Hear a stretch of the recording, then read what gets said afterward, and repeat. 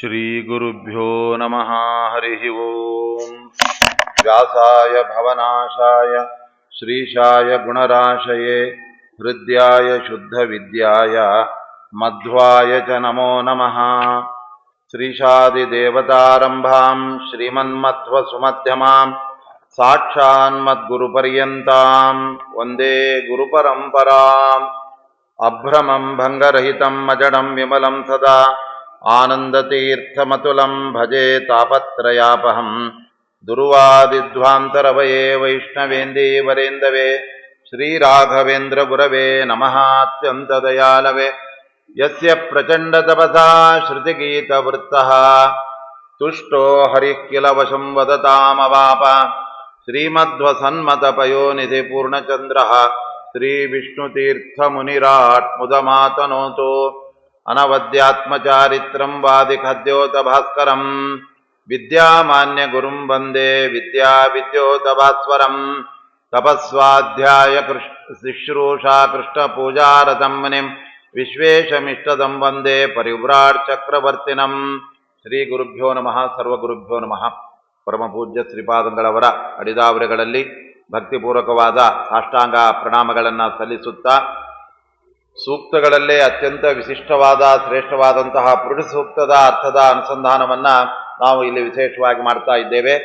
ಪುರುಷ ಸೂಕ್ತವನ್ನು ಎಲ್ಲ ಸೂಕ್ತಗಳಿಗೂ ಕೂಡ ಮಿಗಿಲಾಗಿರ್ತಕ್ಕಂಥದ್ದು ಅಂತ ಹೇಳಿ ಅದರ ಮಹತ್ವ ಇದೆ. ಶ್ರೀಮದ್ ಆಚಾರ್ಯರು ತಮ್ಮ ಗ್ರಂಥಗಳಲ್ಲಿ ಹೇಳ್ತಾ ಇದ್ದಾರೆ, ವೇದಾಹ ಪುರುಷ ಸೂಕ್ತಗಾಹ ಅಂತ ಹೇಳಿದ್ದಾರೆ. ಸಮಸ್ತ ವೇದಗಳು ಕೂಡ ಆ ಪುರುಷ ಸೂಕ್ತವನ್ನು ಬೇಸಾಗಿಟ್ಕೊಂಡು ಹೊರಟಿವೆ. ಆದ್ದರಿಂದ ಅನಂತ ವೇದಗಳ ಮಧ್ಯದಲ್ಲಿ ಮತ್ತೆ ಓಂಕಾರದಿಂದ ಮೇಲ್ಗಡೆ ಎಲ್ಲಿ ನೋಡಿದ್ರು ನಾವು ಪುರುಷ ಸೂಕ್ತವನ್ನೇ ಅದನ್ನೇ ನಾವು ಬಳಸ್ಕೊತಾ ಇದ್ದೇವೆ. ಇದನ್ನು ನಿನ್ನೆ ತಾನೇ ನಾವು ಹೇಳಿದಂತೆ ಇದನ್ನ ಮಂತ್ರ ಅಂತ ಕರೀತಾ ಇದ್ದಾರೆ. ಕೆಲವು ಸೂಕ್ತಗಳನ್ನು ಒಮ್ಮೆ ಪಾರಾಯಣ ಮಾಡಿಬಿಡ್ಬೋದು. ಆ ವೇದಗಳಲ್ಲಿ 4 ಥರದ ವೈವಿಧ್ಯ ಇದೆ. ಅದರಲ್ಲಿ ಮಂತ್ರ ಭಾಗ, ಆರಣ್ಯಕ ಭಾಗ, ಬ್ರಾಹ್ಮಣ ಭಾಗ, ಆಮೇಲೆ ಸಂಹಿತಾ ಭಾಗ, ಉಪನಿಷತ್ ಭಾಗ, ಹಿಂಗೆಲ್ಲ ಇದೆ. ಉಪನಿಷತ್ತು ಅಂದ್ರೆ ಬರೀ ಪರಮಾತ್ಮನ ಸ್ವರೂಪವನ್ನೇ ಹೇಳ್ತದೆ, ಬೇರೆ ವಿಚಾರ ಇಲ್ವೇ. ಈ ಮಂತ್ರಗಳೆಲ್ಲ ಹೇಗೆ ಅಂತ ಹೇಳಿದ್ರೆ, ಇದು ಭಗವಂತನ ಸ್ವರೂಪವನ್ನು ಹೇಳುವುದಲ್ಲದೇನೆ ಇದನ್ನು ಮತ್ತೆ ಮತ್ತೆ ನಾವು ಮನನ ಮಾಡಿದರೆ ಬೇರೆ ಬೇರೆ ಸಂದರ್ಭಗಳಲ್ಲಿ ನಮ್ಮನ್ನ ರಕ್ಷಣೆ ಮಾಡ್ತದೆ, ಶಕ್ತಿಯನ್ನು ಕೊಡುತ್ತೆ, ಬಲ ಕೊಡುತ್ತೆ. ಆದ್ರಿಂದ ಇದಕ್ಕೆ ಮಂತ್ರ ಅಂತ ಹೇಳ್ತಾರೆ. ಆದ್ರಿಂದ ಪುರುಷ ಸೂಕ್ತ ಮಂತ್ರ ಅಂತಲೇ ಇದನ್ನು ಕರಿಬೇಕು. ಅದು ಬಿಟ್ಟು ಪುರುಷ ಸೂಕ್ತ ಏನದು, ವೇದದಲ್ಲಿ ಯಾವ ಭಾಗ ರೀ? ಪುರುಷ ಸೂಕ್ತ ಉಪನಿಷತ್ತು. ಉಪನಿಷತ್ತು ಅಂತ ಹೇಳಿ ಇದನ್ನ ಮಂತ್ರ ಭಾಗ ಅಂತ ಕರೀತಾ ಇದ್ದಾರೆ. ಆದ್ರಿಂದ ಇದನ್ನ ಮನನ ಮಾಡ್ತಾ ನಾವು ಅದನ್ನ ಹೆಚ್ಚೆಚ್ಚು ಕಾಲದಲ್ಲಿ ಬಳಸ್ಕೋಬೇಕು ಅಂತ ಕೂಡ ನಮಗೆ ಹೇಳ್ತಾ ಇದ್ದಾರೆ. ಇದಕ್ಕೆ ಋಗ್ವಿಧಾನ ಅಂತ ಒಂದು ಗ್ರಂಥ. ಈ ಶೌನಕರು ಅಂತ ಏನಿದ್ದಾರೆ ನೋಡಿ, ಅವರೆಲ್ಲ ಶೌನಕರು, ಸೂತಾಚಾರ್ಯರು ಅಂತೆಲ್ಲ ಹೇಳುವಾಗ ಶೌನಕಾದಿ ಋಷಿಗಳೆಲ್ಲ ಸೂತಾಚಾರ್ಯ ಹತ್ರ ಎಲ್ಲ ಪುರಾಣ ಪ್ರವಚನವನ್ನ ಕೇಳಿದ್ರು ಅಂತ ಬರುತ್ತೆ. ಆ ಶೌನಕ ಋಷಿಗಳೇನಿದ್ದಾರೆ ಅವರು ಋಗ್ವಿಧಾನ ಅಂತ ಒಂದು ಗ್ರಂಥ ಬರೆದಿದ್ದಾರೆ. ಋಗ್ ಅಂದ್ರೆ ಋಗ್ವೇದ, ಆಮೇಲೆ ಯಜಸ್ಸು ಅಂದ್ರೆ ಯಜುರ್ವೇದ, ಆಮೇಲೆ ಸಾಮ ಅಂದ್ರೆ ಸಾಮವೇದ. ಇವುಗಳನ್ನೆಲ್ಲ ಎಲ್ಲೆಲ್ಲಿ ಬಳಸ್ಕೋಬೇಕು ಅಂತ ಅವ್ರು ಹೇಳ್ತಾರೆ. ನಮಗೆ ಬಳಕೆ ಕ್ರಮ ಗೊತ್ತಿಲ್ಲ, ನಾವು ಅದನ್ನ ಬಳಸ್ಕೊಳ್ಳೋದಕ್ಕೆ ನಮಗೆ ಗೊತ್ತಾಗಿಲ್ಲ ಅಂದ್ರೆ ನಾವು ಏನು ಮಾಡೋಕ್ಕಾಗಲ್ಲ. ಅದಕ್ಕೆ ಅವ್ರು ಹೇಳ್ತಾರೆ ನೋಡಿ, ಬೇರೆ ಬೇರೆ ನಾವು ಫಲಗಳನ್ನು ಪಡೆಯೋದಕ್ಕೋ ಪುರುಷ ಸೂಕ್ತವನ್ನ ಅವಶ್ಯವಾಗಿ ನಾವು ವಿನಿಯೋಗ ಮಾಡಿಕೊಂಡು ಅದನ್ನು ಮಾಡ್ಕೋಬಹುದು. ಅದರ ಜೊತೆಗೆ ನಾವು ವಿಷ್ಣುವಿನ ಆರಾಧನಾ ಸಮಯದಲ್ಲಿ ಬಳಸ್ಬೋದು ಅಂತ ಹೇಳ್ತಾರೆ. ಪರಮಾತ್ಮನ ಪೂಜೆಗೆ ನಾವು ಪುರುಷ ಸೂಕ್ತ ಇಲ್ಲದೇನೆ ಪೂಜೆನೇ ಇಲ್ಲ ಅಂತ ಹೇಳ್ಬಿಡ್ತಾರೆ. ಯಾಕೆ ಅಂತ ಹೇಳಿದ್ರೆ ಆ 16 ಮಂತ್ರಗಳೇನಿದೆ ಪರಮಾತ್ಮನ ಪೂಜಾ ಕಾಲದಲ್ಲಿ ಅವಶ್ಯವಾಗಿ ಹೇಳಲೇಬೇಕಾದ. ಅಭಿಷೇಕ ಮಾಡುವಾಗ ಪೂರ್ತಿ ಆ 16 ಮಂತ್ರಗಳನ್ನ ಹೇಳಿ ಅಭಿಷೇಕ ಮಾಡ್ಬೇಕು. ಅದಕ್ಕೆ ಸಣ್ಣದೇ ಇದೆ, ಅದು ತುಂಬಾ ದೊಡ್ಡದು. ಪವಮಾನ ಸೂಕ್ತ ಹೇಳಿ ಅಂದ್ರೆ ಯಾರಿಗೆ ಹೇಳಕ್ಕಾಗ? ಪವಮಾನ ಸೂಕ್ತ 4 ಅಧ್ಯಾಯ, ಅದು ಮುಗಿಯೋದಕ್ಕೆ 2 ತಾಸು ಹಿಡಿಯುತ್ತೆ. ಅದಕ್ಕೆ ನಮಗೆ ಎಷ್ಟು ಸರಳವಾಗಿ ಮತ್ತೆ ಗ್ರೇಟ್ ಆಗಿರತಕ್ಕಂಥ ಒಂದು ಮಂತ್ರ ಅಂತ ಹೇಳಿದ್ರೆ ಅದು ಯಾವುದು ಪುರುಷ ಸೂಕ್ತ. ಆದ್ರಿಂದ ನೀವು ಅದನ್ನ ವಿಷ್ಣುವರ ಆರಾಧನೆ ಅವಶ್ಯಂ ವಿನಿಯೋಕ್ತವ್ಯಂ ಅಂತ ಹೇಳಿಬಿಟ್ಟಿದ್ದಾರೆ. ಆದ್ರಿಂದ ಪರಮಾತ್ಮನ ಪೂಜೆ ಮಾಡುವಾಗ ದೇವರಿಗೆ ಈ ಪುರುಷ ಸೂಕ್ತ ಹೇಳಿಬಿಟ್ಟು ನಾವು ಅಭಿಷೇಕ ಪೂಜೆ ಮಾಡಿದರೆ ದೇವರು ಭಾರಿ ಪ್ರೀತಿ ಆಗ್ತದೆ. ಯಾಕೆ ಅಂತ ಹೇಳಿದ್ರೆ ಈ ಪುರುಷ ಸೂಕ್ತವನ್ನು ಮೊಟ್ಟ ಮೊದಲು ಹೇಳಿದ್ದೆ ನಾರಾಯಣ ಎಂಬ ಪರಮಾತ್ಮ. ಆ ಭಗವಂತನೇ ಬ್ರಹ್ಮದೇವರಿಗೆ ಇದನ್ನು ಹೇಳಿದ್ದು. ಆದ್ರಿಂದ ನಾನು ಹೇಳಿರ್ತಕ್ಕಂಥದ್ದನ್ನು ಹೇಳ್ತಾರೆ ಅಂತ ಕೂಡ ಪರಮಾತ್ಮನಿಗೆ ಅದು ಬಹಳ ಪ್ರಿಯವಾಗತ್ತೆ. ಆದ್ರಿಂದ ಇಂತಹ ಪುರುಷ ಸೂಕ್ತ ಅದೇನಿದೆ ಅಲ್ಲ, ಅದನ್ನ ಪ್ರಾಯಶ್ಚಿತ್ತೇ ಜಪೆ ಚೈವ ವಿಷ್ಣೋರ ಆರಾಧನೆ ತಥಾ ಮೋಕ್ಷೆ ವಶ್ಯೆ ಅಗ್ನಿಪಸ್ಥಾನೆ ಸುಪುತ್ರ ಪ್ರಾಪಣೆ ಪಿಚ ಅಂತ ಅನೇಕ ಬಗೆಯ ಉಪಯೋಗ ವಿನಿಯೋಗ ಇದರಿಂದ ನೀವು ಮಾಡ್ಕೊಂಡ್ಬಿಟ್ರೆ ನಿಮಗೆ ಇಂಥದ್ದು ಸಿಗಲ್ಲ ಅಂತಿಲ್ಲ, ಲೌಕಿಕನೂ ಸಿಗತ್ತೆ ಇದರಿಂದ, ನಮಗೆ ಪಾರಮಾರ್ಥಿಕನೂ ಸಿಗತ್ತೆ. ಈ ಲೌಕಿಕ ವಿಚಾರಕ್ಕಾಗುವಾಗ ಹೇಗೆ ಮಾಡಬೇಕು ಅಂದ್ರೆ ಅವ್ರು ಹೇಳ್ತಾ ಇದ್ದಾರೆ ನೋಡಿ, ನಮಗೆ ಸುಪುತ್ರ ಪ್ರಾಪಣೇಪಿಚ ಅಂತ ಹೇಳ್ತಾ ಇದ್ದಾರೆ. ಋಗ್ವಿಧಾನ ಅಂತ ಗ್ರಂಥದಲ್ಲಿ ಶೌನಕ ಅವರಿಗೆಲ್ಲ ಗೊತ್ತು, ಮುಂದೆ ಒಳ್ಳೊಳ್ಳೆ ಮಕ್ಕಳನ್ನ ಪಡೆಯೋದಕ್ಕೆ ಸಾಧಕರು ಏನ್ ಬೇಕು ಏನ್ ಮಾಡ್ಬೇಕು ಅಂತ ಹೇಳ್ತಾರೆ. ನಾವೇ ಹೇಳ್ಬಿಟ್ಟಿದ್ದೇವೆ, ತಗೊಳ್ಳಿ, ನೀವು 15 ದಿನಗಳ ಕಾಲ ನಿರಂತರವಾಗಿ ಆ ಪುರುಷ ಸೂಕ್ತವನ್ನ ಒಂದೊಂದೇ ಮಂತ್ರವನ್ನ ಹೇಳ್ತಾ ತುಪ್ಪದಿಂದ ಅಗ್ನಿಯಿಂದ ಆಹುತಿಯನ್ನು ಕೊಡ್ಬೇಕು. ಒಂದೊಂದೇ ಮಂತ್ರ ಹೇಳುದು ಅಗ್ನಿ ಸ್ವಾಗ್ನಿ ಅಂತರ್ಗತನಾದ ಪರಶುರಾಮನಿಗೆ ಇದು ಅಂತ ಹೇಳಿಕೊಂಡು ಒಂದು ಅಗ್ನಿಯಿಂದ 16 ಆಹುತಿಯನ್ನ, ಅಗ್ನಿಗೆ ತುಪ್ಪದಿಂದ 16 ಆಹುತಿ ಫಸ್ಟ್ ಹಾಕೋದು. ಆಮೇಲೆ ಈ ಸಮಿತ್ತು ಅಂತ ಇರುತ್ತಲ್ಲ, ಆ ಅರಳೆ ಗಿಡದ ಕಟ್ಟಿಗೆಗಳು, ಆ ಸಮಿತ್ತು ಅಂತ ಅಂಡು ಅದನ್ನು ತುಪ್ಪದಲ್ಲಿ ಎದ್ದಿ ಅದನ್ನು 16 ಸರ್ತಿ ಹಾಕೋದು. ಆ ನಂತರದಲ್ಲಿ ಚರು ಅನ್ನ ಎಂತಾದ್ ಮಾಡ್ಬೇಕು ಅಂತ ಹೇಳಿದ್ರೆ ಅವ್ರು ಹೇಳ್ತಾರೆ, ಮೊದಲು ಸ್ವಲ್ಪ ನೀರು ಹಾಕ್ಬಿಟ್ಟು ಅನ್ನ ಬೇಯಿಸಿ ಆಮೇಲೆ ಒಂದು ಅರ್ಧ ಲೀಟರ್ ಅಷ್ಟು ಒಂದು ಪಾವನಕ್ಕೆ ಹಾಲು ಹಾಕ್ಬಿಟ್ಟು ಹಾಲಿನಲ್ಲಿ ಅನ್ನ ಕುದಿಯೋಂಗೆ ಮಾಡ್ಬೇಕಂತೆ. ಅದು ಹಸು ಹಾಲೇ ಆಗಿರ್ಬೇಕು, ವಿಶೇಷ. ಸಿಕ್ಕಿಲ್ಲ ಅಂದ್ರೆ ಬಿಡಿ, ಹಸು ಹಾಲು ಅದರಲ್ಲಿ ಬೆರೆತಿರುತ್ತೆ ಅನ್ಕೊಂಡ್ಬಿಡೋದು ಅಷ್ಟೇ. ಅಂತೂ ಆ ಹಾಲಿನಿಂದ ಪಾಯಸ ಅಂತ ಅದನ್ನ ಮಾಡಿ ಅದನ್ನೆಲ್ಲ ದೇವರಿಗೆ ನೈವೇದ್ಯ ಮಾಡಿ ಒಂದು ತಟ್ಟೆಯಲ್ಲಿ ಇಟ್ಕೊಂಡು ಮತ್ತೆ ಅದ್ರ ತುಪ್ಪ ಹಾಕಿ ಆ ಅನ್ನದಿಂದ 16 ಆಹುತಿ ಹಾಕ್ಬೇಕಂತ. ಇದೇ ಪುರುಷ ಸೂಕ್ತ ಹೇಳಿ. ಆಮೇಲೆ ಆ ಒಂದು ಅನ್ನವನ್ನು ತಪ್ಪೆಯಲ್ಲಿ ಅನ್ನ ಉಳಿದಿರುತ್ತಲ್ಲ ಅದನ್ನು ಉಳಿಸ್ಕೊಂಡು ಮನೆಯಲ್ಲಿ ಗರ್ಭಿಣಿ ಆಗುವವಳಿಗೆ ಅಥವಾ ಗರ್ಭಿಣಿ ಆದವಳಿಗೆ ಆ ಒಂದು ಪರಮಪುರುಷನ ಪ್ರಸಾದ ರೂಪವಾದ ಇದು ಹಾಲನ್ನ, ಇದು ಪಾಯಸ ಅಂತ ಕರೆಯೋದು. ಅದನ್ನು ನಾವೆಲ್ಲ ಪಾಯಸ ಅಂದ್ರೆ ಏನು ಅಪ್ಪೆ ಪಾಯಸನ ಶಾವಿಗೆ ಪಾಯಸನ ಅಂತ ಕೇಳ್ತೇವೆ. ಹಾಗೆಲ್ಲ ಅಲ್ಲ, ವೇದಶಾಸ್ತ್ರಗಳಲ್ಲಿ ಪಾಯಸ ಅಂದ್ರೆ ಹಾಲಿನಿಂದ ಮಾಡಿದ ಅನ್ನ ಅಂತ ಹೇಳ್ತೀವಿ. ಪಯೋನಿರ್ಮಿತವಾದದ್ದು ಪಾಯಸ. ಆದ್ದರಿಂದ ಅದು ಕೊನೆಗೆ ಒಂದಷ್ಟು ಹಾಲು ಹಾಕ್ಬಿಟ್ರೆ ಪಾಯಸನೇ ಅದು. ಅದಕ್ಕೆ ನೀವು ಬೆಲ್ಲ ಹಾಕ್ಬೇಕಾಗಿಲ್ಲ, ಗೋಡಂಬಿ ದ್ರಾಕ್ಷಿ ಏಲಕ್ಕಿಯನ್ನು ಹಾಕ್ಬೇಕಾಗಿ. ಯಾಕೆಂದ್ರೆ ಇದೆಲ್ಲ ದೇವರಿಗೆ ಪುರಿ ಜಗನ್ನಾಥ ದೇವರಿಗೆ ಇದೇ ತರ ಪಾಯಸ ಅನ್ನ ಅಂತ ಅವರು ಹಾಗೆ ನೈವೇದ್ಯ ಮಾಡ್ತಾರೆ. ಅದಕ್ಕೆಲ್ಲ ಏಲಕ್ಕಿ ಹಾಕದೆ ಇದ್ದರೆ ಏಲಕ್ಕಿ ಘಮ ಎಲ್ಲ ಬರುತ್ತಂತೆ. ಆ ಥರ ಇಲ್ಲೂ ಕೂಡ ಸುಪುತ್ರ ಪ್ರಾಪಣೆ, ಒಳ್ಳೆ ನಮಗೆ ಸಂತಾನ ಬೇಕಪ್ಪ, ಒಳ್ಳೆ ಶಾಸ್ತ್ರ ಬಲ್ಲವ, ಬುದ್ಧಿವಂತ, ಒಳ್ಳೆ ಜ್ಞಾನಿ ಅಂತ ಮಗ ಬೇಕು ಅಂದ್ರೆ ನೀವು ಈ ತರಹ 15 ದಿನಗಳ ಏಕಾದಶಿ ಒಂದು ಬಿಟ್ಬಿಡ್ಬೇಕು. ಏಕಾದಶಿ ಬಿಟ್ಬಿಟ್ಟು ದ್ವಾದಶಿಯಿಂದ ತಿರುಗಾ ದಶಮಿವರೆಗೆ ಅಂತ ಅಷ್ಟು ದಿನಗಳ ಕಾಲ ಬಿಡದೇನೆ ಪ್ರತಿನಿತ್ಯ ಅಲ್ಲಿ ಈ ತರಹ ಪುರುಸೂಕ್ತವನ್ನು ಹೇಳ್ಕೊಂಡು ಅಲ್ಲಿ ಅಗ್ನಿಯಲ್ಲಿ ಹೋಮ ಮಾಡಿದರೆ ಅದರಿಂದ ಋಷಭಂ ಜನಯೇತ್ ಪುತ್ರಂ ಸರ್ವಜ್ಞಂ ವೇದ ಪಾರಗಂ ಅಂತ ಹೇಳ್ಬಿಟ್ಟಿದ. ಒಳ್ಳೆ ಶ್ರೇಷ್ಠನಾದ ಮಗ, ಆಮೇಲೆ ವೇದ ಶಾಸ್ತ್ರ ಎಲ್ಲ ಲೌಕಿಕ ತಿಳ್ಕೊಳ್ಳುವಂತ ಒಳ್ಳೆ ಮಗ ಹುಡ್ತಾನೆ. ಯಾಕೆ ಅಂದ್ರೆ ಅದು ಪರಮಾತ್ಮನ ಅನುಗ್ರಹದಿಂದ ಹುಟ್ಟುವ ಮಗು ಆಗಿರುತ್ತೆ. ಬೇರೆ ಎಲ್ಲ ಆದ್ರೆ ಅವನ ಪಾಪದಿಂದ ಹುಟ್ಟುವ ಮಗ ಆಗಿರ್ಬೋದು. ಆದ್ರಿಂದ ಪರಮಾತ್ಮ ಏನ್ ಮಾಡ್ತಾನೆ, ಇವನು ಒಳ್ಳೆ ಪುಣ್ಯ ಮಾಡಿದಾನಪ್ಪ, ಅದಕ್ಕೋಸ್ಕರ ಒಳ್ಳೆ ಪುಣ್ಯವಂತನಾದ ಮಗನನ್ನು ಕೊಡಬೇಕು ಅಂತೇಳಿ ಆ ಪುಣ್ಯಜೀವಿ ಅದು ಒಳ್ಳೆ ಇಂಥ ಕಡೆ ಹುಟ್ಟಬೇಕು ಅಂತ ಅದು ಕಾಯ್ತಾ ಇರತ್ತೆ. ಇವನು ಕೂಡ ಅಂತ ಒಳ್ಳೆ ಮಗ ಬೇಕು ಅಂತ ಕಾಯ್ತಾ ಇರ್ತಾನೆ. 2 ಯೋಜನೆ ಮಾಡಿ ಪರಮಾತ್ಮ ಒಳ್ಳೆ ಬುದ್ಧಿವಂತ ಮಗ ಹುಟ್ಟುತ್ತೆ. ಆದ್ರಿಂದ ಲೌಕಿಕ ಫಲಕ್ಕಾಗುವಾಗ ಪುರುಷ ಅಂತ ಅದಕ್ಕೆ ಹೇಳಿದ್ವಿ. ಅಂದ್ರೆ ಗಂಡು ಮಗುನೇ ಹುಟ್ಟತ್ತೆ, ಅದು ಬೇರೆ ಪರ್ಟಿಕ್ಯುಲರ್. ಗಂಡು ಮಗನೇ ಹುಟ್ಟತ್ತೆ, ಒಳ್ಳೆ ಸುಸಂಪನ್ನನಾದಂತಹ ಪುತ್ರನನ್ನ ಪಡಿತಾನೆ ಅವನು. ಆದ್ರಿಂದ ನೀವು ಪುರುಷ ಸೂಕ್ತವನ್ನು ಇಂತಹದಕ್ಕೆ ಬಳಸ್ಬೋದು. ಇನ್ನು ಪ್ರಾಯಶ್ಚಿತ್ತೇ ಜಪೇಚೈ. ಪ್ರಾಯಶ್ಚಿತ್ತ ಅಂದ್ರೆ ನೋಡಿ, ನಾವು ಕೆಲವೊಮ್ಮೆ ತಪ್ಪುಗಳು ನಡೆದಾಗ ಆ ಸಂದರ್ಭದಲ್ಲಿ ಅದನ್ನ ಪರಮಾತ್ಮ ಪರಿಮಾರ್ಜನೆ ಮಾಡ್ಲಿಕ್ಕೆ ಅವನೇ ಅವಕಾಶ ಕೊಡ್ತಾನೆ. ನಮಗೆ 50 ಆದ್ಮೇಲೆ 60 ಆಗ್ತಾ ಇದೆ ಅಂದರೆ ದೇವ್ರು ಏನ್ ಮಾಡ್ತಾನೆ, ನೀನು 50 ವರ್ಷಗಳವರೆಗೆ ಏನೇನೋ ಪಾಪ ಎಲ್ಲ ಮಾಡಿದೆಯಲ್ಲ, ಅದನ್ನು ಕಳ್ಕೊಳ್ಳೋದಕ್ಕೆ ಇನ್ನೂ ನೋಡಿ ಇನ್ನೂ 10 ವರ್ಷ ಕೊಟ್ಟು 60 ತಂದು ಇಟ್ಟಿದ್ದೇನೆ, ಈಗ ಅದ್ರ ಕಳ್ಕೋವಂತ ದೇವ್ರು ಚಾನ್ಸ್ ಕೊಡ್ತಾನೆ. ದೇವ್ರು ಯಾಕೆ ಜಾಸ್ತಿ ಆಯಿಸ್ಕೊಡ್ತಾನೆ ಅಂದ್ರೆ ನಮ್ಮ ಚೆನ್ನಾಗಿ ಮಜಾ ಮಾಡಕ್ಕೆ, ತಿಂದು ಉಂಡು ಓಡಾಡ್ಕೊಂಡು ಗುಂಡು ತರ ಇರಕ್ಕೆ ಅಂತಲ್ಲ, ನಿನಗೆ ಮತ್ತೂ ಆಯುಸ್ಸು ಕೊಟ್ಟದ್ದು ಹಿಂದಿನ ಸರಿ ಮಾಡ್ಕೋ ಅಂತ ದೇವ್ರು ಕೊಡೋದು. ಈಗ ಯಾರಿಗೆ ಆಯುಸ್ಸು ಕೊಡೋದಿಲ್ಲ ಅವ್ರಿಗೆ ಸರಿ ಮಾಡ್ಕೊಳ್ಳಿಕ್ಕೆ ಅವಕಾಶ ಕೊಡ್ಲಿಲ್ಲ ಅಂತ ಅರ್ಥ ಪರಮಾತ್ಮ. ಅವನು ಹೋಗ್ಬಿಟ್ಟ ಬೇಗ. ಆದ್ರೆ ನಮಗೆ ಮತ್ತೆ ಈಗ ನೋಡಿ, ಕನ್ಯಾ ಪ್ರದಾನ ಮಾಡ್ಬೇಕಾದ್ರೆ ಆ ಕನ್ಯೆ ತಂದೆ ಆ ಹುಡುಗನಿಗೆ ಕಾಲು ತೊಳಿತಾನೆ. ಯಾಕೆ ಅಂತ ಹೇಳಿದ್ರೆ, ಇದುವರೆಗೆ ಏನೇನೋ ಮಾಡಿದ್ದೆ ಅದೆಲ್ಲ ಮರ್ತು ಬಿಡು, ಒಳ್ಳೆ ಹುಡುಗಿನ ಕೊಟ್ಟು ಮದುವೆ ಮಾಡ್ತಾ ಇದ್ದೇನೆ, ನೆಟ್ಟಿಗೆ ಸಂಸಾರ ಮಾಡ್ಕೋ ಸಭ್ಯಸ್ತನತನ ಅಂತ ಹೇಳಿ ಕಾಲು ತೊಳೆಯೋದು. ಅಂದ್ರೆ ಅವನ ಹಿಂದಿನದ್ದೆಲ್ಲ ಕೊಳೆ ಕಳಿತಾನೆ ಅವನು. ಯಾಕೆ ಅಂದ್ರೆ ಅವ್ರಳಿಯ ರೀ ಅವರೆಲ್ಲ ಅಂತ ಹೇಳ್ಬಿಟ್ಟು ಅವನಿಗೆ ದೊಡ್ಡಸ್ತಿಗೆ ಬರುತ್ತೆ. ಹಿಂದಿನವೆಲ್ಲ ಏನೇ ಇದ್ರೆ ಆ ಕೆಟ್ಟ ಅಭ್ಯಾಸಗಳು ಅದು ಬಿಟ್ಬಿಡು ಅಂತ ಒಂದು ಅವಕಾಶ ಮಾಡಿಕೊಟ್ರು. ಯಾಕಂದ್ರೆ ಹಿಂದೆ ಆದ್ರೆ ಅವನು ಒಬ್ಬನೇ ಇರ್ತಾನೆ, ಯಾರು ಹೇಳೋರೆಲ್ಲ ಕೇಳೋರಿಲ್ಲ. ನೀವು ಮನೆ ಹೆಂಡತಿ ಬಂದ್ಬಿಟ್ಮೇಲೆ ಸೂರು ವಾಸ್ತು ಬಂತ, ಏನ್ರಿ ಏನು ಕುಡ್ಕೊಂಡು ಬಂದಿದ್ದೀರಾ ಅಂತ ಕೇಳ್ತಾಳ. ಯಾವ ಭಯ ಇರತ್ತೆ, ಇನ್ಮೇಲೆ ಅಂಥವು ಮಾಡಬೇಡಪ್ಪ ನೀನು ಅಂತ ದೇವರ ಮತ್ತೆ ಮತ್ತೆ ಅವಕಾಶ ಕೊಟ್ಟಂಗೆ ನಮಗೆ ಆ ರೀತಿಯಾದ ಪ್ರಾಯಶ್ಚಿತ್ತವನ್ನ ಮಾಡಿಕೊಂಡು ಇದೇ ಜನ್ಮದಲ್ಲಿ ನಾವೆಲ್ಲ ಹಿಂದಿನ ಜನ್ಮಗಳ ಪಾಪ ಕಳ್ಕೊಂಡ್ಬಿಡ್ಬೋದು. ಆ ಪ್ರಾಯಶ್ಚಿತ್ತ ಮಾಡೋಕೊಳ್ಳೋದಕ್ಕೆ ಉಪಾಯ ಯಾವುದಪ್ಪ ಅಂದ್ರೆ, ನೀವು ಹೋಮ ಮಾಡೋದು ಬೇಡ, ಪುರುಷ ಸೂಕ್ತದಿಂದ ದಿವಸ ಒಂದು 11 ಸಲ ಪುರುಷ ಸೂಕ್ತ ಪಾರಾಯಣ ಮಾಡಿಬಿಟ್ರೆ ನಮ್ಮ ಪಾಪ ಎಲ್ಲ ಕಳೆದೋಗುತ್ತೆ. ಪುರುಷರು ಮಾಡಬೇಕಾದ್ರು ಆದ್ರಿಂದ ಪುರುಷ ಸೂಕ್ತವನ್ನ ಈ ರೀತಿಯಾಗಿ ಪಾರಾಯಣ ಮಾಡಿ ಅದರಿಂದ ನಾವು ಈ ಜನ್ಮದಷ್ಟೇ ಪಾಪ ಅಲ್ಲ, ಹಿಂದಿನ ಬೇರೆ ಬೇರೆ ಜನ್ಮಗಳ ಪಾಪಗಳನ್ನು ನಾವು ಕಳ್ಕೊಳ್ಳೋದಕ್ಕೆ ಅಲ್ಲಿ ಅವಕಾಶ ಇದೆ. ಮನೆಯಲ್ಲಿ ಒಬ್ಬ ಯಜಮಾನ ಮಾಡಿದ್ರು ಮನೆಯವರದ್ದು ಪಾಪಗಳು ಪರಿಹಾರ. ನಾವು ಗಾಯತ್ರಿ ಜಪ ಮಾಡ್ತೇವೆ, ಅದರಿಂದ ಮನೆಯವರಿಗೆಲ್ಲ ಬುದ್ಧಿ ಕೊಡ್ತಾನೆ ದೇವ್. ನೀ ಜಪ ಮಾಡಿದೆ ನಿಂಗೆ ಮಾಡ್ಕೊಡ್ತೀನಿ, ನಿನ್ ಹೆಂಡತಿ ಕೊಡಲ್ಲ, ನಿನ್ ಮಕ್ಕಳು ಕೊಡಲ್ಲ ಅನ್ನಲ್ಲ ದೇವ್. ಯಾಕಂದ್ರೆ ಧಿಯೋ ಯೋ ನ ಪ್ರಚೋದಯಾತ್, ನಮ್ಮೆಲ್ಲರ ಬುದ್ಧಿಗಳನ್ನ ಸನ್ಮಾರ್ಗದಲ್ಲಿ ಪ್ರಚೋದನೆ ಮಾಡಪ್ಪ ಅಂತ ಮನೆಯಲ್ಲಿ ಒಬ್ಬ ಅದನ್ನ ಮಾಡಕ್ ಶುರು ಮಾಡಿದ ಅಂದ್ರೆ ಪರಮಾತ್ಮ ಎಲ್ರಿಗೂ ಕೂಡ ಆ ಸೌಲಭ್ಯವನ್ನ ಅದನ್ನ ಕೊಡ್ತಾನೆ. ಈ ಪ್ರಾಯಶ್ಚಿತ್ತವನ್ನ ಮಾಡಿ ಇದರಿಂದ ವಿಶೇಷವಾದ ಲಾಭ ಪಡೆದವರು ಯಾರು ಅಂದ್ರೆ ಇತಿಹಾಸ ಹೇಳ್ತಾ ಇದೆ ನೋಡಿ. ಈ ವೇದವ್ಯಾಸ ದೇವರ ಶಿಷ್ಯರು ಜೈಮಿನ್ಯಾಚಾರ್ಯರು ಅಂತ, ಅವ್ರು ಜೈಮಿನಿ ಋಷಿಗಳು ಅಂತ. ಸುಮಂತು ಜೈಮಿನ ವೈಶಂಪಾಯನ ಪೈಲ ಸೂತ್ರ ಭಾಷ್ಯ ಅಂತ ಅವ್ರದಲ್ಲೇ ಹೆಸರಿತ್ತು. ನಾವೆಲ್ಲ ನಿತ್ಯ ಬ್ರಹ್ಮಯಜ್ಞ ಮಾಡುವಾಗ ಅವರು ಸ್ಮರಣೆ ಮಾಡ್ಬೇಕಂತ. ಸುಮಂತು ಅಂತ ಒಬ್ಬ ಋಷಿ, ಜೈಮಿನಿ, ಪೈಲ ಅವರೆಲ್ಲ ಇದ್ದಾರೆ. ಜೈಮಿನ್ಯಾಚಾರ್ಯ ಮಹಾಭಾರತ ಎಲ್ಲ ಕಡೆ ಪ್ರಚಾರ ಮಾಡ್ಲಿಕ್ಕೆ ವೇದವ್ಯಾಸ ದೇವರ ಅಪ್ಪಣೆ ತಗೊಂಡು ಅವರು ಶುರು ಮಾಡ್ತಾರೆ.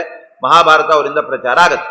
ಅವರು ಹಿಮಾಲಯ ಪ್ರಾಂತದಲ್ಲಿ ಇರಬೇಕಾದ್ರೆ ಒಂದು ಸಂದರ್ಭದಲ್ಲಿ ಅದು ಕಣಿವೆ ತರ ಪ್ರದೇಶ, ಇಷ್ಟೇ ಜಾಗ ಹಿಂಗೆ ನಡ್ಕೊಂಡು ಹೋಗ್ಬೇಕು. ಎದುರುಗಡೆ ಬಂದ್ಬಿಟ್ಟ ಅಂದ್ರೆ ಭಾರಿ ಕಷ್ಟ.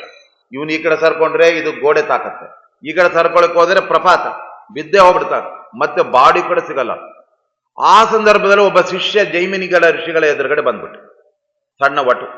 ಅವನು ಹೆದರ್ಕೊಂಡು ಅಯ್ಯೋ ನಮ್ಮ ಗುರುಗಳು ಬರ್ತಾ ಇದ್ದಾರೆ, ಅಲ್ಲೇ ನಿಂತ್ಕೋಬೇಕಿತ್ತು, ಬಂದ್ಬಿಟ್ಟೆ ನಾನು, ಏನಾಯ್ತು ತಪ್ಪಾಯ್ತೇನೋ ಅನ್ಕೊಂಡು ಅವರು ಪಾಪ ಸಣ್ಣ ಹುಡುಗ ಹಿಂಗೆ ತಪ್ಸ್ಕೊಂಡ್ಬಿಡೋಣ, ಈ ಕಡೆಯಿಂದ ದಾಟ್ಕೊಂಡ್ಬಿಡೋಣ ಅವ್ರನ್ನ ಅಂತ ಹೇಳಿ ಅವ್ರು ಮುಂದೆ ಬರುವಾಗ ಅವ್ರು ಹಿಂಗೆ ಸರ್ಕೊಂಡ್ರು, ಇವನು ಹಿಂಗ ಸರ್ಕೊಳಕ್ ಹೋದ.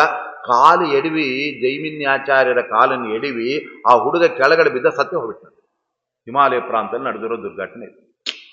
ಜೈಮಿನಿಗಳಿಗೆ ಭಾರಿ ದುಃಖ ಆಗತ್ತೆ. ಅಯ್ಯೋ ಏನ್ ಕತೆ ಇದು, ನಾನೇ ಅವನು ಮರಣಕ್ಕೆ ಕಾರಣ ಆಗ್ಬಿಟ್ನಲ್ಲ. ಅದೇನು ಅವನು ಎಡವಿದ್ದ ಅವನು ತಪ್ಪೋ ಏನೇ ಆಗಲಿ ಅಂತ ಇವ್ರಿಗೊಂದು ಗಿಲ್ಟಿ ಫೀಲಿಂಗ್ ಬಂದ್ಬಿಡತ್ತೆ ನೋಡಿ. ಅಯ್ಯೋ ನಾನೇ ಹಿಂಗೆ ಮಾಡಿದ್ದಕ್ಕಾಯ್ತು, ಹಿಂಗಾಯ್ತು. ಈ ಕೆಲವರಿಗೆಲ್ಲ ವಯಸ್ಸಾದ್ಮೇಲೆ ಅಯ್ಯೋ ನಮ್ಮ ಅಪ್ಪನಿಗೆ ನಾನು ಸರಿಯಾಗಿ ಹಾಲು ಕೊಡ್ಲಿಲ್ಲ, ಅದು ಕೊಡ್ಲಿಲ್ಲ, ಇದು ಕೊಡ್ಲಿಲ್ಲ, ಅದಕ್ಕೆ ಸತ್ತೋಗ್ಬಿಟ್ಟ. ಎಲ್ಲರೂ ಕೂಡ ಏನು ಕುಡಿಯಕ್ಕಾಗದೆ ತಿನ್ನಕ್ಕಾಗದೆ ಸತ್ತು ಹೋಗೋದು. ಯಾರು ಆ ಥರ ಫೀಲ್ ಮಾಡ್ಕೊಳ್ಳೇಬಾರ್ದು.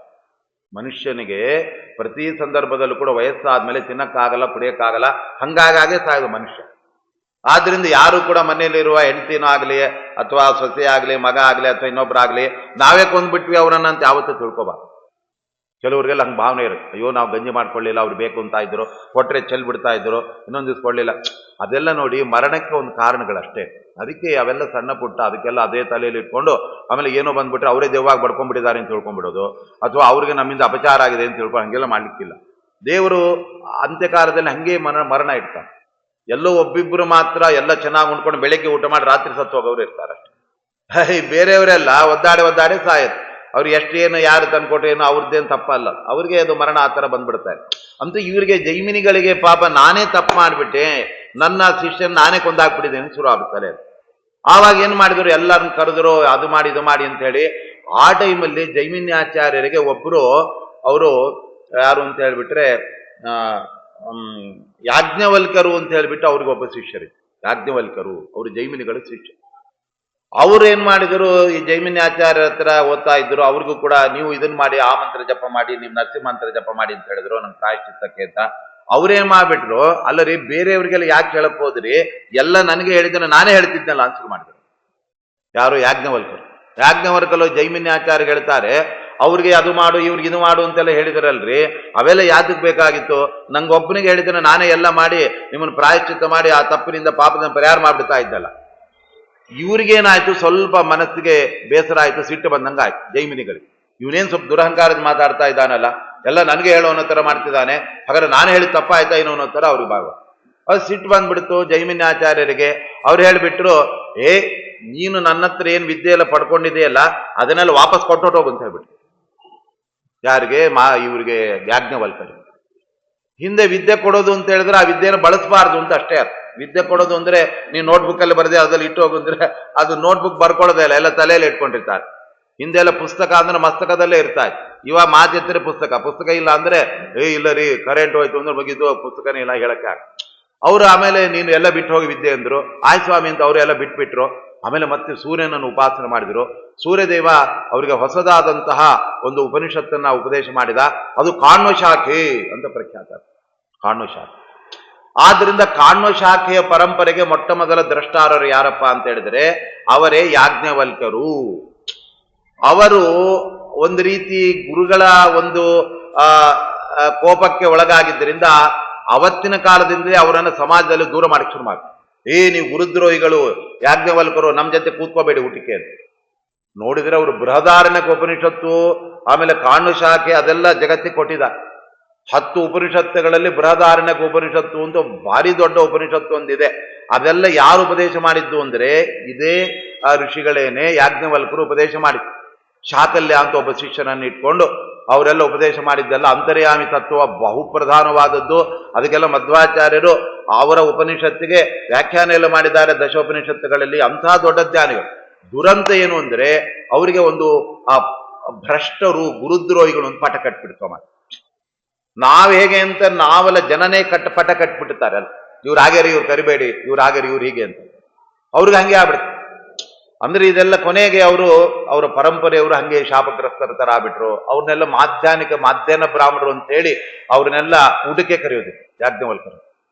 ನೀವೆಲ್ಲ ಗುರುದ್ರೋಹಿ ಏನ್ರಿ, ಅವತ್ತೇ ಕಳೆದೋಯ್ತಲ್ಲ, ಅವ್ರು ಬೇರೆ ವಿದ್ಯೆ ಪಡ್ಕೊಂಡ್ರು, ಅದೆಲ್ಲ ಆಗೋಯ್ತು. ಆದ್ರೂ ಸಮಾಜದಲ್ಲಿ ಪಟ್ಟ ಯಾಜ್ಞವಲ್ಕರು ಅಂತ ಅವರೆಲ್ಲ ಆ ಅವ್ರಿಗೆಲ್ಲ ಮಧ್ವ ಪಂಕ್ತಿಯಲ್ಲಿ ಅವ್ರಿಗೆಲ್ಲ ಸ್ಥಾನಗಳಿಲ್ಲ. ಅದು ಇವತ್ತು ಮುಂದ್ಕೊಂಡು ಹೊತ್ಕೊಂಡೋಗ್ಬಿಟ್ಟು. ಅಂದ್ರೆ ಒಂದು ಇತಿಹಾಸದಲ್ಲಿ ಒಂದು ನಡೆದು ಬಿಟ್ರೆ ಅದು ಹೆಂಗೆ ಕೊನೆಯವರೆಗೂ ಆ ಜನಾಂಗಕ್ಕೆ ಅದು ಶಾಪತ್ತರ ಬಾಸತ್ತೆ ಅನ್ನೋದಕ್ಕೆ. ಅಂದ್ರೆ ಇದು ಪ್ರಾಯಶ್ಚಿತ್ತಕ್ಕೆ ಅಂತ ವಿಷಯ ಬಂದಿತ್ತು. ಅಂದ್ರೆ ಯಾಜ್ಞವಲ್ಕರು ಅವರು ಪ್ರಾಯಶ್ಚಿತ್ತವನ್ನು ಜೈಮಿನ್ಯಾಚಾರ್ಯರಿಗೋಸ್ಕರ ಮಾಡುವಾಗ ನಾನೇ ಪುರುಷ ಸೂಕ್ತ 108 ಸಲ ಹೇಳ್ತಾ ಇದ್ದೆ, ಬೇರೆಯವ್ರು ಯಾಕೆ ಹೇಳ್ತೀರಿ ಅಂತ ಹೇಳಿ ಕೊನೆಗೆ ಅವ್ರು ಏನ್ ಮಾಡಿಬಿಟ್ರು, ಅದೆಲ್ಲವನ್ನು ಕೂಡ ಅವರು ಪುರುಷ ಸೂಕ್ತ ಹೇಳಿ ಮಾಡ್ಕೊಂಡ್ಬಿಡ್ತಾರೆ. ಅಂತೂ ನಾವು ಕೂಡ ಏನಾದ್ರೂ ತಪ್ಪುಗಳು ನಮ್ಮಿಂದ ಆದ್ರೆ ಈಗೆಲ್ಲ ಹೋಗಿ ಅಡ್ಮಿಟ್ ಆಗ್ಬಿಡ್ತೇವೆ. ಒಂದು ವಾರ ಆದರೂ ಅಲ್ಲೆಲ್ಲ ಚಿಕಿತ್ಸೆ ತಗೊಂಡು ಊಟ ಇಲ್ಲ, ಸ್ನಾನ ಇಲ್ಲ, ಸಂಧಾನ ಇಲ್ಲ. ಮನೆ ಬಂದು ಎಲ್ಲ ಆದ್ಮೇಲೆ ದಿವಸ ಒಂದು 5-5 ಸಲ 10 ಸಲ ಪುರುಷ ಸೂಕ್ತ ಪಾರಾಯಣ ಮಾಡಿಬಿಟ್ರೆ ಆ ದೋಷ ಎಲ್ಲ ಹುಟ್ಟೋದು. ನಮಗೆ ಅನಾರೋಗ್ಯದಿಂದ ಸಂಧಾನ ಬಿಟ್ಟಿದ್ದು, ಇನ್ನೊಂದು ಬಿಟ್ಟಿದ್ದು, ಪೂಜೆ ಬಿಟ್ಟಿದ್ದಿದ್ರೆ ಅದಕ್ಕೆ ಪ್ರಾಯಶ್ಚಿತ್ತಕ್ಕೆ ಇದನ್ನ ಬಳಸ್ಕೋಬಹುದು. ಪುರುಷ ಸೂಕ್ತವನ್ನ ಮೊದಲು ಚೆನ್ನಾಗಿ ಕಲ್ತ್ಕೊಂಡು ಆಮೇಲೆ ಜಪ ಅಂದ್ರೆ ವಿಶೇಷವಾಗಿ ಇದನ್ನು ಜಪ ಮಾಡಿದರೆ ನಮಗೆ ಬಯಸಿದ ಫಲಗಳೆಲ್ಲ ಸಿಗತ್ತೆ. ಮತ್ತೆ ವಿಷ್ಣುವರ ಆರಾಧನೆ ನಿತ್ಯ ಪರಮಾತ್ಮನ ಪೂಜೆ ಮಾಡುವಾಗ ಸಹಸ್ರ ಸೇರಿಷ ಪುರುಷ ಮಂತ್ರ ಹೇಳೇ ಪೂಜೆ ಮಾಡ್ಬೇಕು. ಆಮೇಲೆ ಮೋಕ್ಷ, ನಮಗೆ ಸಂಸಾರದ ಬಿಡುಗಡೆ ಬೇಕು ಅಂದ್ರೆ ಬೇರೆ ಯಾವುದು ಬೇಡ. ಪ್ರತಿ ದಿವಸ ಇದನ್ನು 16 ಸಲ ಒಬ್ಬ ಪಾರಾಯಣ ಮಾಡ್ತಾ ಇದ್ದ ಅಂದ್ರೆ ಪರಮಪುರುಷ ಅತ್ಯಂತ ಮೆಚ್ಚಿಕೊಂಡು ನಿಂಗೆ ಮೋಕ್ಷ ಕೊಡ್ತೇನೆ ಅಂದ್ಬಿಡ್ತಾನೆ. ಬೇರೆ ಯಾವುದು ಬೇಕಾಗಿ ಅಂತ ಮೋಕ್ಷ ಕೊಡುವಂತ ಎಲ್ಲಾ ಭಾಗ್ಯ ಕೊಡತ್ತೆ. ಇವು ದುರಂತ ಏನು ಅಂದ್ರೆ ಪುರುಷ ಸೂಕ್ತ ಹೇಳಿದ್ರೆ ಮೊದಲನೇದು ಕೊನೆಯದು ಬರುತ್ತಾರೆ, ಮಧ್ಯದ ಹೇಳ್ಕೊಟ್ಟಿಲ್ಲ ಅಂತಾರೆ. ನಮ್ಗೆ ಮುಂಚೆ ಯಾವ್ದು ಸೂಕ್ತಗಳೇ ಬರೋದು. ಯಾಕೆ ಅಂದ್ರೆ ಎಲ್ಲ ಕಾನ್ವೆಂಟ್ ಕಳಿಸ್ಬಿಟ್ಟು ಮಕ್ಕಳಿಗೆ ಹೇಳದೆ ಆಮೇಲೆ ಹೇಳಪ್ಪ 15 ವರ್ಷ ಆದ್ಮೇಲೆ ಅವ್ರ ರಾಗನೇ ಬರಲ್ಲ, ಸ್ವರನೇ ಬರಲ್ಲ. ಅಗ್ನಿಮೀಳೆ ಪುರೋಹಿತಂ ಅಂದ್ರೆ ಅಗ್ನಿ ಅಂತಾನ ಅಷ್ಟೇ, ಅವನು ಸ್ವರನೇ ಬರೋದು. ಹಾಗಾಗಿ ಇವೆಲ್ಲ ಮಕ್ಕಳಿಗೆ ನಾವೆಲ್ಲ ಎಷ್ಟು ಮಹತ್ವದ್ದು. ಲೌಕಿಕ ಕಲೀಲಿ ಬೇಡ ಅಂತಿಲ್ಲ, ಇದನ್ನೆಲ್ಲ ಕಲಿಸ್ಕೊಟ್ಟು ಅದು ಆದ್ರೂ ಮಾಡ್ಬೇಕು. ಅವು ಬರೀ ಕಾನ್ವೆಂಟ್ ಅವೇ ಕ್ಯಾಟ್ ಮ್ಯಾಟ್ ಹೇಳ್ಕೊಂಡು ಸಾಯ್ತಾ ಹೊರತಾಗಿ ಒಂದು ಪುರುಸೂಕ್ತ ಹೇಳಿಕೆ ಬರೋದಿಲ್ಲ. ಅದು ಬರದೇ ಇದ್ರೆ ದೇವ್ರ ಪೂಜೆ ಹೆಂಗ್ ತಗೊಂತಾನೆ. ಆದ್ರಿಂದ ಮೋಕ್ಷ ಕೊಡತಕ್ಕಂಥದ್ದು ವಶ್ಯೇ ನೋಡಿ. ವಶ್ಯ ಅಂದ್ರೆ ಒಬ್ಬ ಒಳ್ಳೆ ವಿದ್ವಾಂಸ ನನ್ನ ಮಾತನ್ನ ಸಭೆಯಲ್ಲಿ ಎಲ್ಲ ವಿದ್ವಾಂಸರು ಕೇಳಬೇಕು ಅಂತ ಅವನಿಗೆ ಆಸೆ ಬಂದು ಅದಕ್ಕೇನ್ ಮಾಡ್ಬೇಕು ಅಂತ ದೇವ್ರು ಹೇಳ್ತಾನೆ, ಪುರುಷ ಸೂಕ್ತ ಹೇಳಿ ದಿವಸ 10 ಸಲ 16 ಸಲ ಪಾರಾಯಣ ಮಾಡು. ಪಂಡಿತರೆಲ್ಲ ನಿನ್ ಮಾತು ಕೇಳೋದಕ್ಕೆ ಬೆರಗಾಗಿ ಕೂತ್ಕೋತಾರೆ. ಇಡೀ ಪಂಡಿತರ ಮಂಡಳಿಯನ್ನು ಸಭೆಯನ್ನು ವಶ ಮಾಡ್ಕೊಂಡ್ಬಿಡು. ವಶ ಮಾಡ್ಕೊಳ್ಳೋದು ಅಂದ್ರೆ ಕೆಟ್ಟದ ಅರ್ಥದಲ್ಲೇನಲ್ಲ, ಅದು ಒಳ್ಳೆ ರೀತಿಯಿಂದ ನನ್ನ ಒಳ್ಳೆ ವಿದ್ವಾಂಸ ಆಗ್ಬೇಕು, ನನ್ನ ಮಾತು ಜನಕ್ಕೆ. ಇವತ್ತೆಲ್ಲ ಏನಾಗುತ್ತೆ, ಯಾರೋ ವಿದ್ವಾಂಸರು ಪ್ರವಚನ ಮಾಡ್ತಾ ಇದ್ರೆ ಅಲ್ಲಿ ಬಂದು ಹಂಗೆ ಹೊರಟಾರೆ. ಯಾಕಂದ್ರೆ ನಾವು ಪಂಡಿತರು ಇನ್ನೊಬ್ಬರು ಪಂಡಿತರು ಉಪನ್ಯಾಸ ಕೇಳಬಾರ್ದು.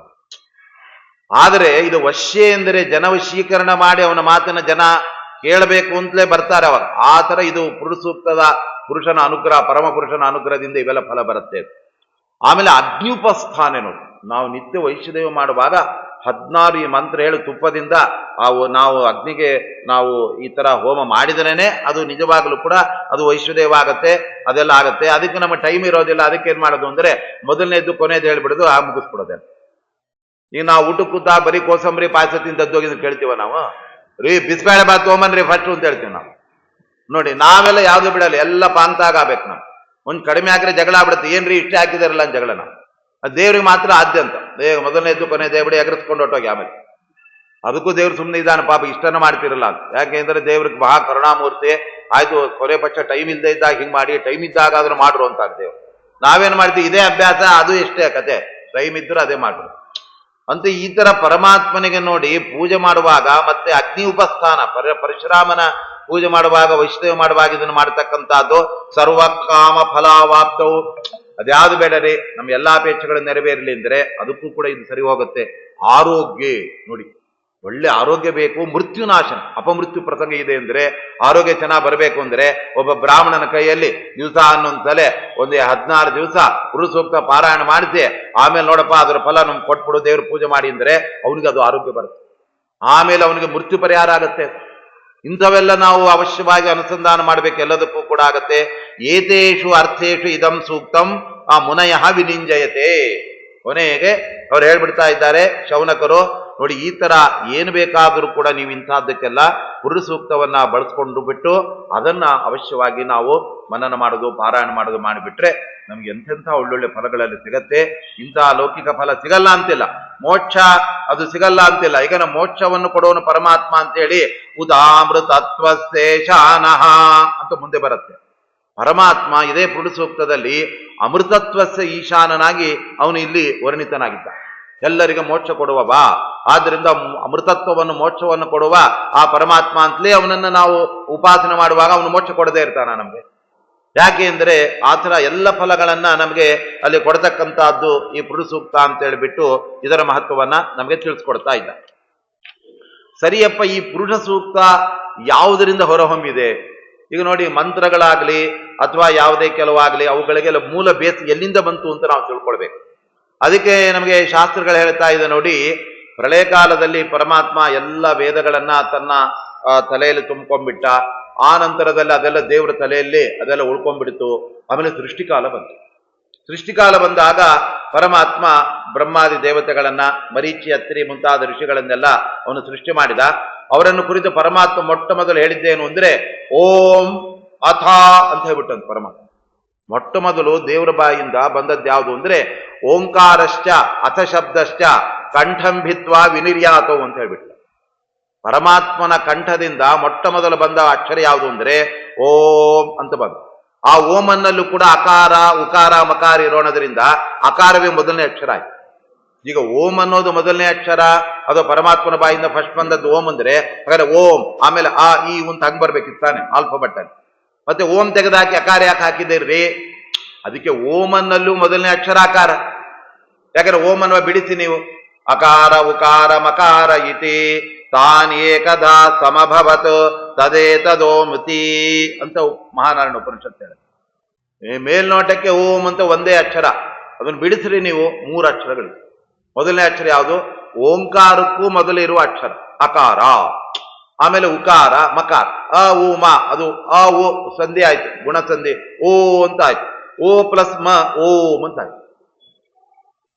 ನೋಡಿ, ಇದು ಪರಮಾತ್ಮನ ಅತ್ಯದ್ಭುತವಾದಂತಹ ನಾಮ. ಇದು ಈ ಯಜುರ್ವೇದದಲ್ಲಿ ಈ ಪರಮಾತ್ಮನ ಈ ಓಂ ಅನ್ನುವ ಅವನ ಅಪೂರ್ವವಾದ ಅವನದ್ದೇ ಆದ ಒಂದು ಹೆಸರು ಅಂತೇಳಿ ಅವರು ಯಾವುದೇ ಅಲ್ಲಿ ಕ್ರಿಯೆಗಳನ್ನು ಮಾಡುವಾಗ ಅದಕ್ಕೆಲ್ಲ ಓಂ ಓಂ ಓಂ ಅಂತ ಇರ್ಬೇಕು. ಅದಕ್ಕೆ ಅಲ್ಲಿ ಹೋಮ ಎಲ್ಲ ಮಾಡ್ಬೇಕಾದ್ರೆ ಯಜುರ್ವೇದದಲ್ಲಿ ಯಜ್ಞ ಪ್ರಕ್ರಿಯೆ ಎಲ್ಲ ಬಹಳ ಇರುತ್ತೆ. ಅಲ್ಲೆಲ್ಲ ಅವನು ಕೂತ್ಕೊಂಡ್ಬಿಟ್ಟಿರ್ತಾರೆ, ಎಲ್ಲ ಒಬ್ಬನ ಬ್ರಹ್ಮಸ್ಥಾನಕ್ಕೆ ಅವನ್ನೆಲ್ಲ ನೋಡ್ಕೊಳ್ಳಿ ಕೂತಿರ್ತಾನೆ. ಅವಾಗ ಅವರು ನಾವು ಈ ಪ್ರೋಕ್ಷಣೆ ಮಾಡ್ಲ ಅಂದ್ರೆ ಓಂ ಪ್ರೋಕ್ಷಯ ಅಂತ ಹೇಳ್ಬೇಕು ಅವ್ರು. ಆಮೇಲೆ ಇದಕ್ಕೆ ತುಪ್ಪ, ಅದಕ್ಕೆ ಪ್ರೋಕ್ಷಣೆ ಮಾಡ್ಬೇಕು, ಓಂ, ಎಲ್ಲದಕ್ಕೂ ಓಂ ಹೇಳ್ತಾರೆ. ಅಂದ್ರೆ ಓಂ ಅನ್ನೋದು ಒಂದು ಹೌದು ಅಂತ ಅರ್ಥ, ಇನ್ನೊಂದು ಪರಮಾತ್ಮನ ಅಪೂರ್ವವಾದ ನಾವು ಯಾವುದೇ ಆಗ್ಲಿ ಅದನ್ನೆಲ್ಲ ಕೇಳಿದಾಗ ಪರಮಾತ್ಮನ ಸ್ಮರಣೆ ಬರುತ್ತಾರೆ, ಅದಕ್ಕೆ ಉತ್ತರ ಕೊಡ್ಬೇಕು ನಾವು. ಅದು ಬಿಟ್ಟು ಪ್ರೋಕ್ಷಣೆ ಮಾಡ್ಕೊಳ್ಳ ಅಂದ್ರೆ ನಿಂಗೆ ಇಷ್ಟ ಇದ್ರೆ ಮಾಡ್ಕೋ, ನಂಗೆ ಹೆಂಗೆ ಕೇಳ್ತೀಯ, ಹಿಂಗೆಲ್ಲ ಹೇಳೋದು. ಅಲ್ಲೇ ಲೌಕಿಕ ಮಾತುಗಳೇ ಆಡ್ಬಾರ್ದು. ಹೋಮಗೇಮ ಮಾಡುವಾಗ ಲೌಕಿಕ ಮಾತಿಗೆ ಇಲ್ಲ. ಅದಕ್ಕೆ ಊಟ ಕೂತ್ಕೊಳ್ಳುವಾಗಲೂ ಕೂಡ ಅಲ್ಲಿ ಆಚಾರಗಳು ಕೂತಿದ್ರೆ ಅವ್ರ ಹತ್ರ ಕೇಳ್ಕೋಬೇಕು, ಆ ಬೇರೆಯವರೆಲ್ಲ ಅಜರೆ ಊಟ ಕೊಡ್ಬೋದಾ, ಅಪ್ಪಣೆ ಕೊಡಿ. ಅವಾಗ ಅವ್ರೇನ್ ಮಾಡ್ಬೇಕು, ಹರಿಪ್ರಸಾದೋಸ್ತು ಅಂತ ಹೇಳ್ಬೇಕಂತ. ಈ ಪರಮಾತ್ಮ ನೈವೇದ್ಯ ಮಾಡಿದ ಆ ಅನ್ನ ನೈವೇದ್ಯ ನಿಂಗೆ ಆಗ್ಲಪ್ಪ ಅಂದ್ರೆ ಅದು ನೈವೇದ್ಯ ಆಗಿರೋ ಅನ್ನ ಅಂತ ನೆನ್ಸ್ಕೊಂಡು ಊಟ ಮಾಡು ಅಂತ ಅರ್ಥ. ಹಾಗೆ ಹೇಳ್ಬೇಕು. ಅದು ಬಿಟ್ಬಿಟ್ಟು ಊಟ ಕೊಡ್ಬೋದಾ ಅಂದ್ರೆ ಓಕೆ ಓಕೆ ಅಂದ್ಬಿಟ್ರೆ ಏನರ್ಥ? ಓಕೆ ಅಂದ್ರೆ ಏನ್ ಪುಣ್ಯ ಬರುತ್ತಾ? ಏನ್ ಬರುತ್ತೆ? ಹರಿಪ್ರಸಾದ್ ಓಂ ಅಂತ ಅವಾಗೂ ಹೇಳ್ಬೋದು ಅಂತ. ಓಂ ಅಂದ್ರೆ ಪರಮಾತ್ಮನ ಸ್ಮರಣೆ ಮಾಡಿ ಆ ಊಟ ಕೊಡಪ್ಪ, ಒಪ್ಪಿಗೆ ನಂದು ಅಂತ ಹೇಳ್ಬಿಟ್ಟು ಹಾಗೆ ಓಂಕಾರ ಅನ್ನತಕ್ಕಂಥದ್ದೇನಿದೆ ಅದು ಪ್ರಳಯ ಕಾಲ ಎಲ್ಲ ಮುಗಿದು ಸೃಷ್ಟಿಕಾಲ ಆರಂಭ ಆದಾಗ ಎಲ್ಲ ಕಡೆ ಮೊಟ್ಟ ಮೊದಲು ಒಂದು ಶಬ್ದ ಕೇಳಿ ಬಂತು ಆ ಪರಮಾತ್ಮನ ಬಾಯಿಂದಲೇ. ಅದು ಕೂಡ ಅದನ್ನು ಫಸ್ಟ್ ಕೇಳಿದ್ದ ಲಕ್ಷ್ಮಿ ಒಬ್ಳೆ. ಪರಮಾತ್ಮನ ಆ ಓಂಕಾರದ ಉಚ್ಚಾರಣವನ್ನು ಕೇಳಿದ ಎರಡು ಕಿವಿಗಳು ಯಾವುದು ಅಂದರೆ, ಒಂದು ಈ ಲಕ್ಷ್ಮೀದೇವಿ ಬಲಗಿವೆ, ಇನ್ನೊಂದು ಲಕ್ಷ್ಮೀದೇವಿ ಎಡಗಿವೆ. ಮತ್ತಾರು ಬ್ರಹ್ಮದೇವರು ಕೂಡ ಇಲ್ಲ ಅವು ಕೇಳಕ್ಕೆ. ಆವಾಗ ಓಂ ಆಮೇಲೆ ಅಥಾ ಅಂದ್ಬಿಟ್ಟ ಪರಮಾತ್ಮ. ಹಾಗಾದ್ರೆ ಮೊಟ್ಟ ಮೊದಲು ನೋಡಿ ಓಂಕಾರದ ಪ್ರಾದುರ್ಭಾವ ಆಯ್ತು ಸೃಷ್ಟಿ ಆರಂಭದಲ್ಲಿ. ಇನ್ನು ಯಾವ ವೇದಗಳೆಲ್ಲ ಬಂದಿಲ್ಲ ಪರಮಾತ್ಮನ ಬಾಯಿಂದ ಉಪದೇಶ ರೂಪವಾಗಿ. ಮೊಟ್ಟ ಮೊದಲು ಬಂದದ್ದೇ ಯಾವುದು? ಓಂ ಅಂತ ಹೇಳ್ಬಿಟ್ಟು. ಆಮೇಲೆ ಆ ಓಂಕಾರ ಬಂದ ಕೂಡಲೇ ಪರಮಾತ್ಮ ಮತ್ತೆ ಆಮೇಲೆ ಏನ್ ಮಾಡಿದ, ಅದನ್ನ ಸ್ವಲ್ಪ ಬೆಳೆಸೋದಕ್ಕೋಸ್ಕರ ಶುರು ಮಾಡಿ ಭೋ ಭುವಃ ಸ್ವಹ ಅಂದ್ಬಿಟ್ಟ. ಆಮೇಲೆ ಓಂಕಾರದ 3 ಅಕ್ಷರಗಳಿಂದ ಭೂ ಭುವಃ ಸ್ವಹ ಅನ್ನೋ ವ್ಯಾಹೃತಿ ಅಂತ ಬಂದ್ಬಿಟ್ಟು. ಈ ವ್ಯಾಹೃತಿ ಅಂದರೆ ವ್ಯವಹೃತಿ ಅಂದರೆ ವ್ಯವಹಾರ. ಪರಮಾತ್ಮನನ್ನ ನಾವು ಓಂಕಾರದ 3 ಅಕ್ಷರಗಳಿಂದ ಸಂಕ್ಷಿಪ್ತವಾಗಿ ಹೇಳಿದವನನ್ನೇ ಅವನು ಭೂಹು ಭುವಃ ಸ್ವಹ ಅಂತ ಅವನನ್ನೇ ಕರೆಯೋದು. ಅವನದ್ದೇ ವ್ಯವಹಾರ, ಅವನನ್ನೇ ಈ ನಾಮಗಳಿಂದ ವ್ಯವಹಾರ ಮಾಡ. ಪರಮಾತ್ಮ ಭೂಹು ಅಂದ್ರೆ ಅವನು ಪರಿಪೂರ್ಣನಾದವ, ಅವನು ಎಲ್ಲ ಕಡೆ ಪರಿಪೂರ್ಣನಾದವ. ಭುವಃ ಅಂತಂದ್ರೆ ಎಲ್ಲ ಅಂತರಿಕ್ಷದಲ್ಲಿ ವ್ಯಾಪ್ತನಾದವ. ಸುವಹ ಅಂತಂದ್ರೆ ಸ್ವರ್ಗದಲ್ಲಿ ಇರುವವ ಅಂಥೇಳಿ ಲೋಕತ್ರಯಗಳಲ್ಲಿ ಇರುವ ಪರಮಾತ್ಮನ 3 ರೂಪಗಳು ಅವನೇ ಎಲ್ಲ ಪೂರ್ಣನಾದವ ಅಂತೇಳಿ ಭೂಹು ಭುವಃ ಸ್ವಹ ಅಂತ ಓಂಕಾರದಲ್ಲಿರುವ 3 ಅಕ್ಷರಗಳಿಂದ ಅಲ್ಲಿ ಭೂಹು ಭುವಃ ಸ್ವಹ ಎಂಬ 3 ವ್ಯಾಹೃತಿ ಅಂತ ಕರೀತಾರೆ. ವ್ಯಾಹೃತಿಯಿಂದ ಅದು ಒಂದು ಮಂತ್ರ, ಓಂಕಾರದಿಂದ ಹುಟ್ಟಿದ ಇನ್ನೊಂದು ಮಂತ್ರ. ಅದು ಬ್ರಹ್ಮದೇವರು ಯಾವಾಗಲೂ ಪರಮಾತ್ಮನ ಭೂ ಭುವಃ ಸ್ವ ಭೂ ಭುವಃ ಸ್ವ ಭೂ ಭುವಃ ಸ್ವ ಅಂತ ಅವರು ಚಿಂತನೆ ಮಾಡ್ತಾ ಇರ್ತಾರೆ. ಅಷ್ಟೇ ಅಲ್ಲ, ವಾಯುದೇವರು ಕೂಡ ನಮ್ಮ ದೇಹದ ಒಳಗಡೆ ಕೂತ್ಕೊಂಡ್ಬಿಟ್ಟು ಓಂಭೂರ್ಭೋಸ್ವ ಅಂತ ಇರ್ತಾರೆ. ಆಮೇಲೆ ಹಂಸತ್ವ ಹಂಸ್ವ ಅಂತ ಇರ್ತಾರೆ. ನಮ್ಮ ಒಳಗಡೆ ಕೂತ್ಕೊಂಡು ಜಪ ಮಾಡ್ತಾ ಇರ್ತಾರೆ. ನಾವು ಒಳ್ಳೆ ನಿದ್ದೆ ಹೊಡಿತಾ ಇರ್ತೇವೆ, ಅವರು ಮಾತ್ರ ಎಚ್ಚೆತ್ಕೊಂಡು ಈ ಪರಮಾತ್ಮನ ಆ ಹಂಸ ಮಂತ್ರ ಜಪ, ಭೂರ್ಭುವಸ್ವಹ ಇವೆಲ್ಲವನ್ನ ಮಂತ್ರ ಜಪ ಮಾಡ್ತಾ ಇರ್ತಾರೆ. ಈಗ ನಾವು ಕೂಡ ಎದ್ದು ಕೊಳ್ಳೆ ಶುರು ಮಾಡದೆ ಓಂ ಭೂರ್ಭುವಸ್ವ ಅಂತ ಶುರು ಮಾಡ್ಬೇಕು. ನಾವು ನೋಡಿ ಸ್ನಾನ ಮಾಡಿದ ಕೂಡಲೇ ನಾವು ಸಂಧಾನ ಶುರು ಮಾಡುವಾಗ ಓಂ ಭೂರ್ಭುವಸ್ವ ಎಲ್ಲ ಕಡೆ ಹೇಳ್ತೇವೆ, ಓಂ ಭೂರ್ಭುವಸ್ವರೋಂ ಅಂತ ಹೇಳ್ತಾರೆ. ಇದನ್ನು ಎಲ್ಲ ಕಡೆ ಓಂ ಭೂರ್ಭುವಸ್ವ ಯಾಕೆ ಹೇಳ್ತೀರಾ ಅಂದ್ರೆ, ನೋಡಿ ನಮ್ಮ ಎಲ್ಲ ಕಾರ್ಯಗಳು ಈ 3 ಲೋಕದಲ್ಲೇ ನಡೀತಾ ಇರತ್ತೆ. ಆದ್ರಿಂದ ಯಾವಾಗಲೂ ಕೂಡ ಆ 3 ಲೋಕಗಳ ಒಂದು ತಲೆಯಲ್ಲಿ ಕಲ್ಪನೆ ನಮ್ಗಿರ್ಬೇಕು ಇರತ್ತೆ. ಅದಕ್ಕೋಸ್ಕರ ಅದೇ 3 ಲೋಕಗಳ ಹೆಸರು ಕೂಡ ಆಯ್ತು. ಮೊದಲನೇದಾಗಿ ಪರಮಾತ್ಮನ 3 ಅದ್ಭುತವಾದ ನಾಮಗಳು, ಅವುಗಳು ಭೂಹು ಭುವಃ ಸ್ವಹ ಅಂತ ಆಯ್ತು. ಆಮೇಲೆ ಈ 3 ಲೋಕಗಳು ಕೂಡ ಆಯ್ತು. ಯಾಕೇನು ಭೂ ಅಂದ್ರೆ ಇದೆಲ್ಲ ಭೂಲೋಕ ಎಂಬತಕ್ಕಂಥದ್ದು. ಲೋಕದ ದೃಷ್ಟಿಯಿಂದ ಭೂ ಅಂದ್ರೆ ಭೂಲೋಕ. ಭುವರ್ ಲೋಕ ಅಂದ್ರೆ ಭೂಲೋಕಕ್ಕೂ ಮೇಲ್ಗಡೆ ಇರುವ ಸ್ವರ್ಗಕ್ಕೂ ಮಧ್ಯದಲ್ಲಿರುವ ಅಂತರಿಕ್ಷ ಲೋಕವೇ ಭುವರ್ ಲೋಕ. ಅದನ್ನು ಭುವರ್ ಲೋಕ ಅಂತ ಕರೀತೀವಿ. ಯಾಕೆ ಅಂತ ಹೇಳಿದ್ರೆ, ಅಲ್ಲಿ ಭೂಲೋಕಕ್ಕೆ ಬಂದಿರ್ತಕ್ಕಂತಹ ದೇವತೆಗಳು ಸ್ವರ್ಗಕ್ಕೆ ಹೋಗ್ಬೇಕಾದ್ರೆ ಅವ್ರೇನು ಟ್ರೈನ್ ಹತ್ಕೊಂಡು ಹೋಗಕ್ಕಾಗತ್ತಾ, ಅಥವಾ ಬಸ್ ಹತ್ಕೊಂಡು ಹೋಗತ್ತಾ? ವಿಮಾನದಲ್ಲಿ ಹೋಗ್ಬೇಕು. ವಿಮಾನದಲ್ಲಿ ಹೋಗ್ಬೇಕಾದ್ರೆ ಅಲ್ಲೂ ಇನ್ನೊಂದು ಲೋಕ ಇದ್ರೆ ಹೆಂಗೆ ಹೋಗ್ಬೇಕು ಅವ್ರು? ಆದ್ದರಿಂದ ಅದೆಲ್ಲ ಅಂತರಿಕ್ಷ ಲೋಕ. ಬರೀ ನಾರದರೆಲ್ಲ ಅಂತರಿಕ್ಷದಲ್ಲಿ ಓಡಾಡ್ಬೋದು, ವಿಮಾನಗಳು ಓಡಾಡ್ಬೋದು. ಆಮೇಲೆ ಅಂತರಿಕ್ಷದಿಂದ ಹಂಗೆ ಕೆಲವು ಇಳಿದು ಬಂದ್ಬಿಡ್ತಾರೆ ದೇವತೆಗಳು. ಆದ್ರಿಂದ ಭುವರ್ ಲೋಕ ಅಂದ್ರೆ ಅಂತರಿಕ್ಷ ಲೋಕ. ಇನ್ನು 3ನೇದ್ದು ಸುವರ್ ಲೋಕ ಅಂದ್ರೆ ಸುವಹ ಅಂತಂದ್ರೆ ಸ್ವರ್ಗ ಲೋಕ. ಅಂದ್ರೆ ಪ್ರತಿಯೊಬ್ಬ ಮನುಷ್ಯನ ಒಂದು ಬದುಕಿನ ಆರಂಭ ಅದು ಭುವರ್ ಲೋಕದಿಂದ ಆದರೆ, ಅಂದ್ರೆ ಈ ಭೂಮಿಯಿಂದ ಭೂಲೋಕದಿಂದ ಆದರೆ, ಅವನು ಎಲ್ಲ ಸಾಧನೆ ಮುಗಿಸ್ಕೊಂಡು ಹೊರಟೋದ ಅಂದ್ರೆ ಅವನ ದೇಹ ಇಲ್ಲೇ ಇರುತ್ತೆ, ಅವನ ಚೈತನ್ಯ ಅಂತರಿಕ್ಷಕ್ಕೆ ಹೊರಟೋಗುತ್ತೆ ಮೇಲೆ ಸ್ವರ್ಗಕ್ಕೆ ಹೋಗೋದಕ್ಕೋಸ್ಕರ. ಆಮೇಲೆ ಸ್ವರ್ಗದಲ್ಲಿ ಅವನು ಇರ್ತಾನೆ. ಸ್ವರ್ಗದಲ್ಲಿ ಹುಟ್ಟಿ ಅನಂತರದಲ್ಲಿ ಮತ್ತೆ ಭೂಲೋಕಕ್ಕೆ ಬರ್ತಾನೆ. ಅಂತೂ ನಮ್ಮೆಲ್ಲರ ಒಂದು ಲೋಕಗಳ ಸಂಪರ್ಕ ಎಷ್ಟೆಲ್ಲ ಲೋಕ ಅಂದ್ರೆ ಭೂಲೋಕ, ಅಂತರಿಕ್ಷ ಲೋಕ, ಸ್ವರ್ಗಲೋಕವೇ ಹೊರತು ಅಲ್ಲಿ ಮತ್ತೆ ಮೇಲ್ಗಡೆ ಅಲ್ಲಿ ನಾವು ಜನಲೋಕಕ್ಕೆ ಹೋಗ್ತೇವೆ, ತಪೋಲೋಕಕ್ಕೆ ಹೋಗ್ತೇವೆ, ಸತ್ಯಲೋಕಕ್ಕೆ ಅಂದ್ರೆ ಇದು. ಯಾಕೆ ಅಂತಂದ್ರೆ ನಿಮ್ಮ ವ್ಯಾಪ್ತಿ ಏನಿದೆ ಇಷ್ಟೇ 3 ಲೋಕಗಳು ಮಾತ್ರ. ಅದರಾಚೆ ಹೋಗೋದಕ್ಕೆ ನಿಮಗೆ ಪುಣ್ಯ ಸಾಕಾಗೋದಿಲ್ಲ. ಆದ್ರಿಂದ ನಾವು ಆ 3 ಲೋಕಗಳನ್ನು ಯಾವಾಗಲೂ ಕೂಡ ಪ್ರತಿ ಸಂಕಲ್ಪದಲ್ಲಿ ನಾವು ಹೇಳ್ತಾ ಇರೋದು, ಸ್ವಾಮಿ ಇವಾಗ ಭೂಲೋಕದಲ್ಲಿದ್ದೇವೆ, ನಮ್ದು ಈ ದೇಹವನ್ನು ಬಿಟ್ಟು ನೆಕ್ಸ್ಟ್ ಹೋಗುವಾಗ ಎಲ್ಲಿ ಹೋಗ್ತೇವೆ? ಭುವರ್ ಲೋಕ. ಭುವರ್ ಲೋಕ ಅಂತರಿಕ್ಷ ಲೋಕಕ್ಕೆ ಹೋಗ್ತೇವೆ. ಅಂತರಿಕ್ಷ ಲೋಕದಲ್ಲಿ ಎಲ್ಲ ಚಂದ್ರಮಂಡಲಗಳು ಸೂರ್ಯ ಅವೆಲ್ಲ ದಾಟ್ಕೊಂಡು ಹೋಗುವಾಗ ಕೊನೆಗೆ ಅದು ಗುರಿ ಮುಟ್ಟೋದಲ್ಲಿ ಸ್ವರ್ಗಕ್ಕೆ ಹೋಗಿ ಸೇರ್ಕೊಳ್ತೇವೆ. ಇಲ್ಲ ನರಕದ ವಿಚಾರ ಯಾಕೆ ಬರೋದಿಲ್ಲ ಅಂದ್ರೆ ಇದನ್ನೆಲ್ಲ ಪುಣ್ಯವಂತರೇ ಮಾಡೋದು. ಸಂಧಾವನೆ ಯಾರು ಮಾಡ್ತಾರೆ? ಪುಣ್ಯವಂತರೇ ಮಾಡ್ತಾರೆ. ಅಥವಾ ಪುಣ್ಯ ಬರಲಿ ಅಂತ ಆ ಥರನೇ ಮಾಡೋದು. ಯಾರು ಸಂಧಾವನೆ ಮಾಡಲ್ವಲ್ಲ ಅವರಿಗೆಲ್ಲ ಈ ಭೋರ್ಲೋಕ ಸುವರ್ಲೋಕ ಎಲ್ಲ ಇದೆ, ಅವರೆಲ್ಲ ನರಕಲೋಕ ಅದೆಲ್ಲ ಇದೆ. ಅದಕ್ಕೆ ಅದನ್ನ ಇಲ್ಲಿ ಹೇಳಲ್ಲ. ಅದ್ ನಾವು ಓಮಾಪೋ ಜ್ಯೋತಿ ಸೋಮೃತಂ ಬ್ರಹ್ಮ ಭೂರ್ಭೋ ಸ್ವರೋಮ್ ಅಂತೀವಿ. ಓಂ ಭೂರ್ಭೋ ಎಲ್ಲ ಕಡೆ ಹೇಳ್ತಾ ಇರ್ತೀವಿ ನಾವು. ಓಂ ಭೂರ್ಭುವಸ್ವರಮಿತಿ ದಿಗ್ಬಂಧ ಅಂತೀವಿ ಮಂತ್ರ ಹೇಳೋ. ಏನ್ರಿ ಎಲ್ಲ ಕಡೆ ಏನ್ ಭೂರ್ಭುವಸ್ವ ಯಾಕೆ ನೋಡಿ. ಒಬ್ಬ ಮೈಸೂರಲ್ಲಿ ಇರ್ತಾನೆ. ಆ ಮೈಸೂರಲ್ಲಿ ಇರೋನಿಗೆ ಅವನ ಹತ್ರ ಇರೋ ಎರಡು ಅದು ಒಂದು ಚನ್ನಪಟ್ಟಣ ಮಂಡ್ಯ ಅದನ್ನೇ ಮಾತಾಡ್ತಿರ್ತಾನೆ. ಅವನ ಬಾಯಲ್ಲಿ ಎಲ್ಲೋದ್ರೆ ಅದೇ ನಿನ್ನೆ ಚನ್ನಪಟ್ಟಕ್ಕೆ ಹೋಗಿದ್ದೆ, ನಾಳೆ ನಾನು ಮಂಡ್ಯಕ್ಕೆ ಹೋಗ್ತೀನಿ, ಇವತ್ತು ಮೈಸೂರಲ್ಲಿದೆ. ಹಾಗೆ ಭೂಲೋಕ ಅದು ನಮ್ಗೆ ನಾವು ಇರೋ ಜಾಗ ಮೈಸೂರು ಇದ್ದಾಗ. ಇನ್ನು ಚನ್ನಪಟ್ಟಣ ಅಲ್ಲಿ ಒಂದು ಸ್ವಲ್ಪ ಅದರ ಮುಂದಿನ ಭಾಗ, ಆಮೇಲೆ ಮಂಡ್ಯ, ಅದಾಯ್ತು. ಬೆಂಗಳೂರು ತನಕ ಬರಲ್ಲ ಅವನು, ಯಾಕೆಂದ್ರೆ ಇಲ್ಲಿ ದುಡ್ಡು ಖರ್ಚಾಗ್ಬಿಡುತ್ತೆ, ಅವ್ನಿಗೆಲ್ಲ ಸರಿ ಹೋಗಲ್ಲ ಇಲ್ಲಲ್ಲಿ, ಅವನಿಗೆ ಅಷ್ಟು ಸುಮ್ಮನೆ ಶ್ರೀಮಂತಿಕೆ ಎಲ್ಲ ಇರಲ್ಲ. ಹಂಗೆ ನಾವು ಜನೋಲೋಕ ತಪೋಲೋಕ ಹೋಗ್ತೀವಿ ಅಂದ್ರೆ ನಿಮ್ದು ಇರೋದೇ ಇಷ್ಟು ಪುಣ್ಯ, ಈ ಸ್ವರ್ಗಕ್ಕೆ ಬಂದಿದ್ದೆ ದೊಡ್ಡದು, ನೀವು ಇಳಿರಿ ಅಂತ ಕಳಿಸ್ತಾರೆ. ಅಂದ್ರೆ ನಮ್ಮ ಬದುಕಿನುದ್ದಕ್ಕೂ ನಾವು ಮೋಕ್ಷಕ್ಕೆ ಹೋಗುವವರೆಗೂ ಕೂಡ ನಿರಂತರ ಬೇಡ ಅಂದ್ರೂ ನಾವು ಅಲ್ಲಿಂದ ಇಲ್ಲಿ ಹೋಗ್ಬೇಕು, ಇಲ್ಲಿಂದ್ರ ಅಲ್ಲಿ ಹೋಗ್ಬೇಕು. ಒಂದು ಭೂಲೋಕ, ಒಂದು ಭೂವರ್ಲೋಕ, ಅಂತರಿಕ್ಷ ಲೋಕ. ಯಾಕೆ ಅಂತ ಹೇಳಿದ್ರೆ ನಮ್ಮ ಮನೆಯಲ್ಲಿ ಹೇಗೆ ನಾವು ಮನೆಗೆ ಹೋದ್ಕೊಳ್ಳೆ ಮಾಡ್ತೇವೆ, ನಾವು ಕಾಲು ತಗೊಳ್ತೇವೆ, ಸ್ವಲ್ಪ ಹೊತ್ತು ಬಾತ್ರೂಮಲ್ಲಿ ಇರ್ಬೋದು, ಆಮೇಲೆ ಮತ್ತೆ ಮಂಚದ ಮೇಲೆ ಎಲ್ಲ ಸ್ವಲ್ಪ ಹೊತ್ತು ಕೂಡ್ತೇವೆ, ಆಮೇಲೆ ಮತ್ತೆ ಏನೋ ಪಾರಾಯಣಕ್ಕೆ ದೇವ್ರ ಮನೆಗೆ ಹೋಗ್ತೇವೆ, ಮತ್ತೆ ಪುನಃ ಅಡಿಗೆ ಮನೆಯಲ್ಲಿ ಏನೋ ತಿಂತೇವೆ, ಮತ್ತೆ ಬಂದು ಮಂಚದ ಮೇಲೆ ಮಲಗ. ಇಷ್ಟೇ ನಮ್ಮ ವ್ಯಾಪ್ತಿಯಲ್ಲಿ. ಮನೆ ಸಣ್ಣದಿದೆ, ಪಕ್ಕದ ಮನೆಗೆ ಹೋಗೋಣ ಅಂದ್ರೆ ಕಪಾಳ ಕೊಡ್ಕೊಳ್ತಾರೆ, ರೀ ಇದು ಇಲ್ಲಾಕ್ ಬಂದಿದ್ದೀರಾ ಅಂತ. ಅಂದ್ರೆ ಇದು ನೋಡಿ ಎಂಥ ಕಾನ್ಸೆಪ್ಟ್ ಇದೆ ಈ ವ್ಯಾಹೃತಿಯಲ್ಲಿ. ವ್ಯಾಹೃತಿ ಅಂದ್ರೆ ಭೂಹು ಭುವಃ ಸುವಹ, ಅಂದ್ರೆ ನಮ್ಮ ಇಡೀ ಬದುಕಿನ ವ್ಯಾಪ್ತಿ ಎಲ್ಲೆಲ್ಲಿ ನಮ್ಮ ಸಂಚಾರ ಅನ್ನೋದನ್ನು ತೋರಿಸ್ತಾ ಇದೆ. ಅದಕ್ಕೆ ಅದನ್ನೇ ಯಾವತ್ತೂ ಕೂಡ ನಾವು ಹೇಳ್ತಾ ಇರ್ತೇವೆ ನಾವು. ಆದ್ರಿಂದ ಅವನು ಬೇರೆ ವಿಚಾರವೇ ಇಲ್ಲ ಅವನು. ಆದ್ರಿಂದ ಆ ತರಹ ಇದು ಭೂಹು ಭುವಃ ಸ್ವಹ ಅನ್ನೋದು ಅಕಾರ ಉಕಾರ ಮಕಾರವೆಂಬ 3 ಅಕ್ಷರಗಳ ಓಂಕಾರದಿಂದ ಭೂರ್ಭುವ ಸ್ವಹ ಅಂತ ಬಂತು. ಇದು ಆದ ನಂತರದಲ್ಲಿ ಏನಾಯ್ತು ಅಂದರೆ ಗಾಯತ್ರಿ ಮಂತ್ರ ಬಂತು. ಗಾಯತ್ರಿ ಎಂಬತಕ್ಕಂಥದ್ದು ಅದು ವ್ಯಾಹೃತಿಯಿಂದ ಸಹಿತವಾಗಿ ಅದು 3 ಪಾದ. ಇಲ್ಲಿ ಭೂಹು ಭುವಃ ಸ್ವಹ ಅಂತ 3 ಇದೆ ಅಂಶಗಳು, 3 ಅಕ್ಷರಗಳು. ಅದರಿಂದ 3 ಪಾದದ ಗಾಯತ್ರಿ ಬಂದ್ಬಿಡುತ್ತೆ. ಗಾಯತ್ರಿಯಲ್ಲಿ 3 ಪಾದ. ಯಾವ್ದದು? ತ್ರಿಪದ ಗಾಯತ್ರಿ. ತ್ರಿಪದ ಪಾದಗಳು 3. ಸಾಮಾನ್ಯ 4 ಪಾದಗಳೆಲ್ಲ ಇರತ್ತೆ. ಇದು ಛಂದಸ್ಸು ಅಂತ ಹೇಳಕ್ಕೋಸ್ಕರ 3 ಪಾದ ಬಂದ್ಬಿಡುತ್ತೆ. ಅದು ಯಾವುದು? ಓಂ ಭೂರ್ಭುವ ಸ್ವಹ ಸೇರಿಸ್ಬಾರ್ದು, ಅದು ಪ್ರತ್ಯೇಕ, ಅದು ವ್ಯಾಹೃತಿ ಅಂತ ಅದು ಪ್ರತ್ಯೇಕ ಮಂತ್ರ. ಅದನ್ನು ಬಿಟ್ಟು ನೀವು ಹೇಳಕ್ ಹೊರಟ್ರೆ ತತ್ಸವಿತರು ವರೇಣ್ಯಂ 1 ಪಾದ ಆಯ್ತಾ. ಭರ್ಗೋ ದೇವಸ್ಯ ಧೀಮಹಿ 2ನೇ ಪಾದ. ಧಿಯೋ ಯೋ ನ ಪ್ರಚೋದಯಾತ್ 3 ಪಾದ ಆಗೋದು. ಅಲ್ಲರಿ 3 ಪಾದ ಅಂತಿರಲ್ಲ, ಎಲ್ಲದಕ್ಕೂ 4 ಪಾದ ಇರ್ಬೇಕು ತಾನೆ.